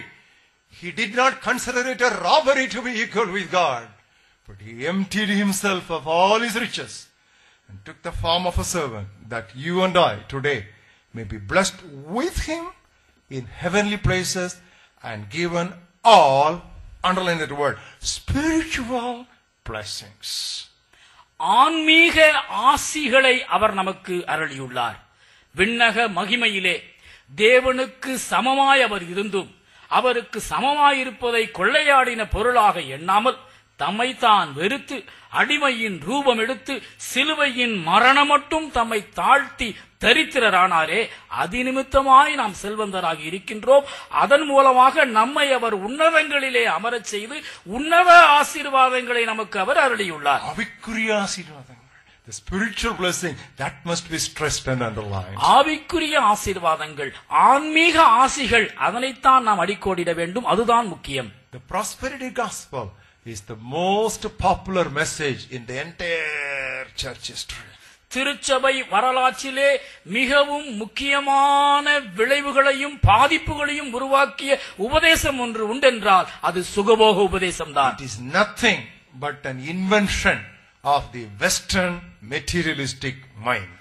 இது வேறொன்றுமல்ல, மேற்கத்திய பொருளாதார நோக்குள்ளோரின் கண்டுபிடிப்புதான். This is definitely another gospel of which Apostle Paul warned the Corinthian believers. கொரிந்திய விசுவாசிகளை எச்சரித்ததான பவுலப்போஸ்தலனுடைய வார்த்தைகளிலே சொல்ல வேண்டுமானால் இது வேறொரு சுவிசேஷம். The other side of the prosperity doctrine is the so-called positive confession. இந்த சுகபோக உபதேசத்தின் நாணயத்தின் மறுபக்கம் சாதக அறிக்கை என்பதாகும். Positive and negative are not biblical terms, they are electrical terms. Positive negative என்று சொல்லப்படுவதெல்லாம் மின்னியல் சொற்கள். They are not biblical terms. அவைகள் வேத சொற்கள் அல்ல. What does the Bible say? வேதம் என்ன சொல்கிறது? Finally, brothers, கடைசியாக சகோதரரே, whatever things are true, உண்மை உள்ளவைகள் எவைகளோ, not whatever things are positive, positive ஆனவைகள் எவைகளோ என்று வேதம் சொல்லவில்லை. and whatever things are negative, negative ஆனவைகள் எவைகளோ என்று வேதம் சொல்லவில்லை. whatever things are true. உண்மை உள்ளவைகள் எவைகளோ. So what is important is true confession. It is not positive or negative confession. உண்மை அறிக்கை தான் அவசியமே ஒழிய சாதக அறிக்கை அவசியம் இல்லை. What did Jesus say? இயேசு என்ன சொன்னார்? Foxes have holes, நரிகளுக்கு குழிகள் உண்டு, birds have their nests, ஆகாயத்து பறவைகளுக்கு கூடுகள் உண்டு. Son of Man does not know where to lay his head. At least in the sound doctrine seminar, people gave pillows. மனுமகனுக்கோ தலை சாய்க்க இடமில்லை. ஆரோக்கிய உபதேச கருத்தரங்கிலாவது தலை சாய்க்க தலையணை கொடுத்தார்கள். Is it negative confession? இப்படி சொல்வது பாதக அறிக்கையா? True confession. இல்லை, உண்மை அறிக்கை. சுகமாகு. How do you see now? இப்பொழுது உனக்கு எப்படி தெரிகிறது? Sorry, only 50%. 50% தான் தேர்ச்சி பெற்றிருக்கிறது. Confess positively, man. I see well, keep jumping. ஏயா தரித்திரம் முடிச்ச மாதிரி பேசுற? நல்லா பாக்குறேன்னு சொல்லு. Only 50%. 50% தான் தெரியுது. அதுதான் உண்மை அறிக்கை. Whatever things are true, you say that. உண்மை உள்ளவைகள் எவைகளோ அதனை அறிக்கையிடுங்கள். So Jesus touched him. ஆகவே இயேசு மறுபடியும் அவனை தொட்டார். If that fellow has given positive confession, he would have remained blind all his life. சாதக அறிக்கையை தப்பி தவறி அந்த குருடன் சொல்லி இருப்பானேயானால் அவனுக்கு பார்வை கிடைத்திருக்காது. அரை குருடனாகவே அவன் வாழ்நாள் முழுவதும் இருந்திருப்பான். Good. He said true confession, only 50%. சாதக அறிக்கை இடாமல் உண்மை அறிக்கை இட்டதற்காக கர்த்தருக்கு ஸ்தோத்திரம், அவனுக்கு பார்வை கிடைத்தது. What will this greatest of all preachers think if I say only 50%? What will he think? No. Even if it was Jesus who touched him, he said, your touch, first touch, has given me only 50%. This is true confession. இந்த நட்சத்திர பிரசங்கியார் ஜெபித்த பிற்பாடு எனக்கு பாதிதான் கண்ணு தெரியுதுன்னு நான் அறிக்கையிட்டா அவர் என்ன நினைச்சுக்குவாரு? அதனால இப்படி சொல்லிடலாமா அப்படின்னு நினைக்காதீங்க. ஆண்டவராகிய இயேசு கிறிஸ்துனுடைய முதல் தொழுதலிலேயே அவனுக்கு பாதி பார்வைதான் தெரிந்தது. அதை அப்படியே அவன் அறிக்கையிட்டான், முழுமை சுகம் பெற்றான். என்னுடைய மாம்சத்திலே ஒரு முள் இருக்கிறது. ஒரு முறை நான் வேண்டினேன், 2 முறை வேண்டினேன், 3 முறை மன்றாடினேன், சுகம் இல்லை. நான் அதனை ஏற்றுக்கொண்டேன். இதுதான் உண்மை அறிக்கை.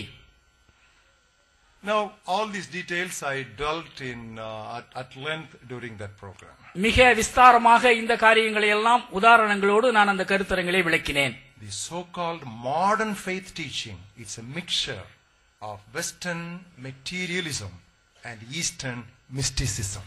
இன்று அதிகமாய் பேசப்படுகின்ற இந்த சுகபோக உபதேசம் உண்மையில் என்னவென்றால், மேலை நாடுகளின் பொருளாதார நோக்கும் கீழே நாடுகளின் ஆன்மீக ரகசிய நாட்டமும் கலந்த ஒரு கலவையாகும். It's a mixture. Psychologists are able to clearly they sort it out. They're able to do it, but we don't know to go into the detail. But this much is the real truth. உளவியல் வல்லுநர்கள் இதனை பகுத்து ஆராய்ந்து மிக அழகாக இதனை கண்டுபிடித்துள்ளார்கள். இதனுடைய விவரங்களுக்குள் ஆழங்களுக்குள் நாம் செல்ல வேண்டிய அவசியமில்லை, உணர்ந்து கொண்டால் மட்டும் போதுமானது.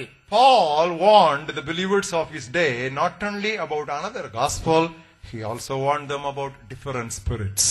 வேறொரு சுவிசேஷத்தை மட்டுமல்ல, வேறு ஆவிகளை குறித்தும் பவுலப்போஸ்தலன் தன்னுடைய விசுவாசிகளை எச்சரித்தார். The different spirit can operate through false apostles.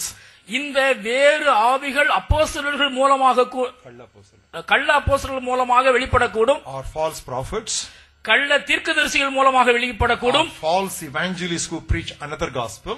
கள்ள நற்செய்தியாளர்கள் மூலமாக வேறொரு சுவிசேஷத்தின் வழியாக அது வெளிப்படலாம். False shepherds, கள்ள மேய்ப்பர்கள் மூலமாக, and false teachers, கள்ள போதகர்கள் மூலமாக. So we studied very much in detail how to discern the spirits. இப்படி ஆவிகளை பகுத்தறிவது எப்படி என்று விஸ்தாரமாக பல காரியங்களை அந்த கருத்தரங்கிலே நாம் தியானித்தோம். That also was printed in the Blessing magazine, and that also several other magazines reprinted them both in India and overseas. அந்த செய்தியும் கூட ஆசீர்வாத பத்திரிகையிலே வெளியிடப்பட்டது. மட்டுமல்ல, இந்த நாட்டிலும் வெளிநாடுகளிலும் பல பத்திரிகைகளிலே அது மறுபிரசுரம் செய்யப்பட்டது. We have 4 ways of discerning the spirits. ஆவிகளை பகுத்தறிவதிலே 4 வழிகள் உண்டு. 1 through the scriptures, வசனத்தின் மூலமாக. Number 2 2 through the Holy Spirit, பரிசுத்த ஆவியானவர் மூலமாக. Number 3 to other fellow saints and shepherds, பிற போதகர்கள் பரிசுத்தவான்கள் மூலமாக. Number 4 through common sense, பொது அறிவின் மூலமாக. 4 things that God has given to discern in His Spirit. Scriptures, ஆவிகளை பகுத்தறிவதற்கு தேவன் கொடுத்துள்ளதான 4 வழிமுறைகள். 1 வசனம், Holy Spirit, 2 பரிசுத்த ஆவி, saints and shepherds, 3 பரிசுத்தவான்களும் மெய்ப்பர்களும், and 4thly common sense. 4 பொது அறிவு. And when we talk about all that, இவைகளை குறித்தெல்லாம் பேசும் பொழுது there is another danger. இன்னொரு அபாயமும் காத்திருக்கிறது. What do we do? நாம் என்ன சொல்கிறோம்? Anything supernatural, anything spectacular, we say, no, there is another spirit. We try to go as a reactionary to another extreme. ஏதாவது ஒன்று இயற்கைக்கு அப்பாற்பட்ட விதத்திலே ஒரு அதிசயமாக தோற்றமளிக்கும் பொழுது, இல்லை இவைகளெல்லாம் வேறொரு சுவிசேஷம், வேறொரு ஆவி என்று நாம் ஒதுங்கிக் கொள்ள பார்க்கிறோம். Both extremes are bad. 2 ஓரங்களுமே ஆபத்தானதுதான். So we need a balance. இரண்டிற்கும் இடையே ஒரு சமதளம் தேவை. That balance was given Jesus Christ, whom I will always love to call as the master teacher of all times. காலங்களிலெல்லாம் போதகருக்கெல்லாம் போதகராய் விளங்கிய இயேசு கிறிஸ்துவின் மூலமாய் இந்த சமதளத்தை நாம் அறிந்து கொள்கின்றோம். Book of Matthew 22nd chapter. மத்தேயு 22வது அத்தியாயம். So beautifully he has brought both these extremes together. இந்த 2 ஓரங்களையும் சமநிலையில் மிக நேர்த்தியாக இங்கே அவர் கொண்டு வந்து நிறுத்துகிறார். 22nd chapter of Matthew, look at verse 29. மத்தேயு 22:29. Jesus answered and said to them, இயேசு அவர்களுக்கு மறுமொழியாக, You are mistaken or you are deceived because you do not know the scriptures or the power of God. நீங்கள் வேத வாக்கியங்களையும் தேவனுடைய வல்லமையையும் அறியாமல் தப்பான எண்ணம் கொள்கிறீர்கள். 2 things. 2 காரியங்கள். Word of God. 1 இறை வார்த்தை. power of God. மற்றொன்று இறை வல்லமை. It is not one without the other, but one alongside the other. ஒன்றில்லாமல் மற்றொன்றில்லை, இரண்டும் இணைந்து வருகிறது. If you always say word, word, word and no power, you will dry up. வசனம் வசனம் என்றே சொல்லி ஆவி இல்லை என்றால் காய்ந்து போவீர்கள். If you always say spirit, spirit, power, power, power and leave out the word, you will simply blow up. ஆவி ஆவி வல்லமை வல்லமை என்றே கூறி வசனத்தை விட்டு விடுவீர்களேயானால் ஓய்ந்து போவீர்கள். You will just blow up. நீங்கள் புஸ்வானம் போல ஊதி போய் விடுவீர்கள். That's a good translation. Are you able to see both sides? இந்த இரண்டையும் உங்களால் காண முடிகிறதா? Word, word, word, no spirit, it will dry up. வசனம் வசனம் வசனம் ஆவியே இல்லை, காய்ந்து போய்விடும். Spirit, spirit, spirit, no word, simply blow up. ஆவி ஆவி ஆவி வசனமே இல்லை, ஓய்ந்து போய்விடும். In order that you may not be mistaken or may not be deceived, Jesus said, you should know the word of God and the power of God. Bring them together to a proper tension. நீங்கள் இந்த வேத வாக்கியங்களையும் தேவனுடைய வல்லமையையும் சரி விகிதத்திலே சம விகிதத்திலே நீங்கள் கையாளுங்கள். அப்படியானால் இதனை நன்றாக விளங்கிக் கொள்வீர்கள். நீங்கள் தப்பாக இதனை எண்ண மாட்டீர்கள், தவறவும் மாட்டீர்கள். We have got a beautiful book recently released by Reverend David Parson. அருள் திரு டேவிட் பாசன் அவர்களால் சமீபத்தில் வெளியிடப்பட்டுள்ள ஒரு அற்புதமான புத்தகம், Word and Spirit together. வார்த்தையும் ஆவியும். You know, there are two main spectrums in the world, Christian world. கிறிஸ்தவத்திலே இரண்டு பரிமாணங்கள் உண்டு. Evangelicals or non-Pentecostals. நற்செய்தியாளர்கள் அல்லது பெந்தைகோஸ்தே அல்லாதவர்கள். The other side, Pentecostals. இரண்டாவது பரிமாணம் பெந்தைகோஸ்தேயினர். Two streams. இரண்டு ஓட்டங்கள். One group, word, word, word. Other group, spirit, spirit, spirit. ஒரு நீரோட்டம் வசனம் வசனம் வசனம் என்று சொல்கிறது, மற்றொரு நீரோட்டம் ஆவி ஆவி ஆவி என்று சொல்கிறது. Parallelly going together. இரண்டும் இணை கோடுகளாக போய்கொண்டே இருக்கின்றன. Here David Parson has given a challenge to the body of Christ. கிறிஸ்துவின் திருவுடலுக்கு ஒரு சவால் செய்தியை டேவிட் பாசன் அவர்கள் முன்வைக்கிறார். He says uniting charismatics and evangelicals. பெந்தைகோஸ்தேக்காரர்களையும் நற்செய்தியாளர்களையும் இணைக்கின்றதான ஒரு கேள்வி. And this is a beautiful treatment of the subject. இந்த சத்தியத்தை அழகாக அணுகுகின்றதான ஒரு முறையை இந்த புத்தகத்திலே நான் பார்க்கின்றேன். That he has given as a DVD also. இது டிவிடி தட்டாகவும் வெளிவந்துள்ளது. It runs to about 4 hours. 4 மணி நேர நீளமான தட்டு இது. Charismatics and evangelicals, are we coming together? பெந்தைகோஸ்தே மக்களும் பெந்தைகோஸ்தே அல்லாத நற்செய்தியாளர்களும் ஒன்று சேர்தல். You know what he concludes? அவருடைய முடிவு என்ன தெரியுமா? If both these groups can come together in a holy matrimony, he says the greatest spiritual explosion that can ever happen in the world will happen. இந்த இரண்டு துருவங்களும் பரிசுத்த விவாகத்திலே ஒன்று இணைவார்களேயானால் இதுவரை சரித்திரம் பார்த்திராத ஒரு மிகப்பெரிய வெடிகுண்டு தகர்ப்பு திருச்சபை சரித்திரத்திலே காணப்படும். And I would like to very personally say amen to that statement. இதற்கு நான் மனப்பூர்வமாக ஆமென் என்று சொல்ல விரும்புகிறேன். And I also gave you a talk in conclusion of that seminar, how to maintain balance. சமநிலையை தக்க வைத்துக் கொள்வது எப்படி என்றும் கூட ஒரு செய்தியை அந்த கருத்தரங்கின் இறுதியிலே நான் வழங்கினேன். I gave 6 practical steps to maintain balance. சமநிலையை காத்துக் கொள்வதற்கு தேவையான 6 படிகளை நான் உங்களுக்கு முன்வைத்தேன். For example, don't keep on listening to your pastor all the time. ஒரே போதகரை don't keep on listening to your pastor all the time. ஒரு மெய்ப்பரையே தொடர்ந்து கேட்டுக்கொண்டே இராதிருங்கள். If you keep on listening only to a pastor, ultimately you will have only 2-3 words left. Come to the meeting, give tithe. Come to the meeting, give tithe. ஒரு மெய்ப்பரின் போதகத்தையே தொடர்ந்து ஒரு மெய்ப்பரின் போதகத்தையே நீங்கள் தொடர்ந்து கேட்டுக்கொண்டே இருப்பீர்களேயானால் அவர் அடிக்கடி சொல்கின்ற இந்த 2 வாசகங்கள் தான் உங்களுக்கு நினைவிலே இருக்கும். சபைக்கு வாங்க, தசம பாகத்தை கொடுங்க. Repeatedly that will come. அதைத்தான் திரும்ப திரும்ப அவர் சொல்லுவார். Any passage in the Bible will finally come to you. Come to the meeting, give the tithe. வேதத்தில் எந்த பகுதி எந்த வசனத்தை எடுத்து அவர் பிரசங்கித்தாலும் கடைசியிலே அவர் கொடுக்கின்றதான முடிவுரை சபை கூடி வருதலை விட்டுவிடாதிருங்கள், தசம பாகத்தை போதகருக்கு கொடுக்க மறவாதிருங்கள்.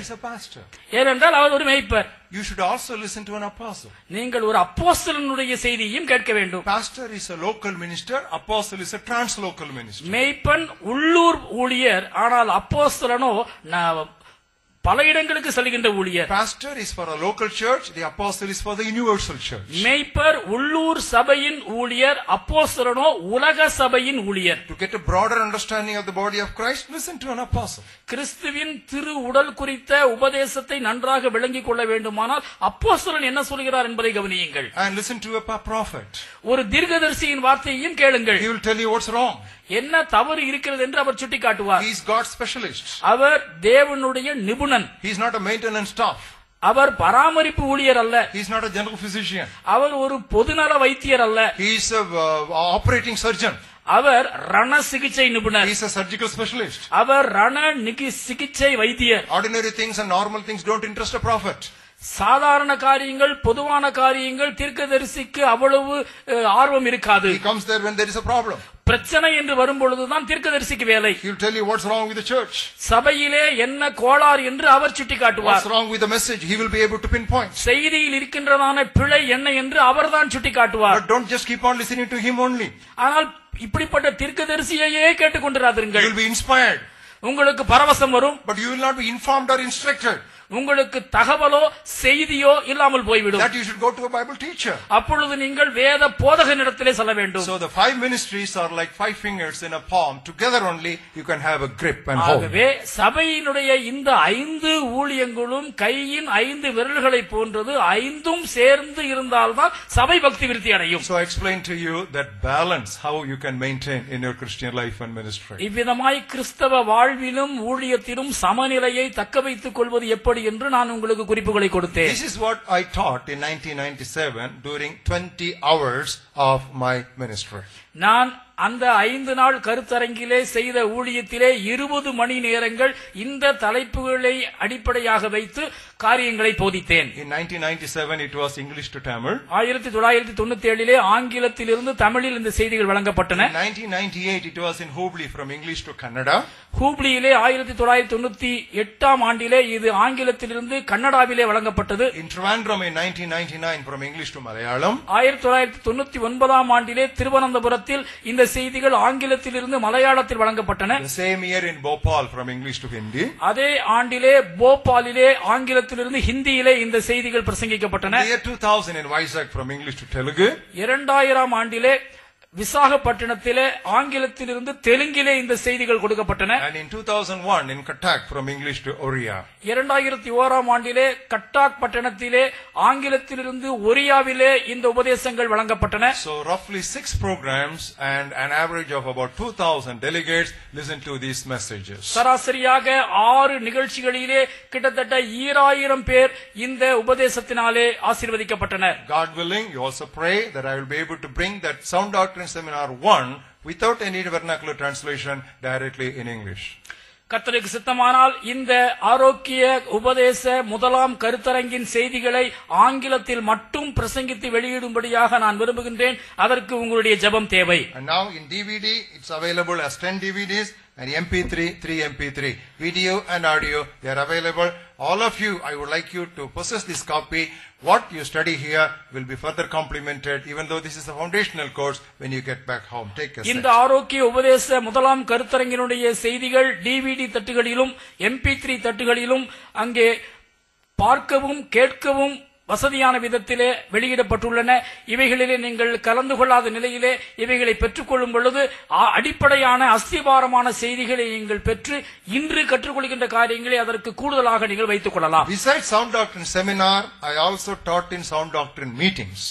இந்த ஆரோக்கிய உபதேச கருத்தரங்கு தவிர ஆரோக்கிய உபதேச கூட்டங்கள் பலவற்றிலும் நான் பிரசங்கித்திருக்கிறேன். How not to pray, எப்படி ஜெபிக்க கூடாது, how not to meditate, எப்படி தியானிக்க கூடாது, how not to give, எப்படி கொடுக்க கூடாது, how not to worship, எப்படி ஆராதனை செய்யக்கூடாது, how not to battle, எப்படி போராடக்கூடாது, how not to minister, எப்படி திருப்பணி செய்யக்கூடாது, how not to suffer, எப்படி பாடனுபவிக்க கூடாது, how not to plan, எப்படி திட்டமிடக்கூடாது, how not to believe, எப்படி விசுவாசிக்க கூடாது, how not to work, எப்படி வேலை செய்யக்கூடாது, how not to think, எப்படி யோசிக்க கூடாது, and how not to repent.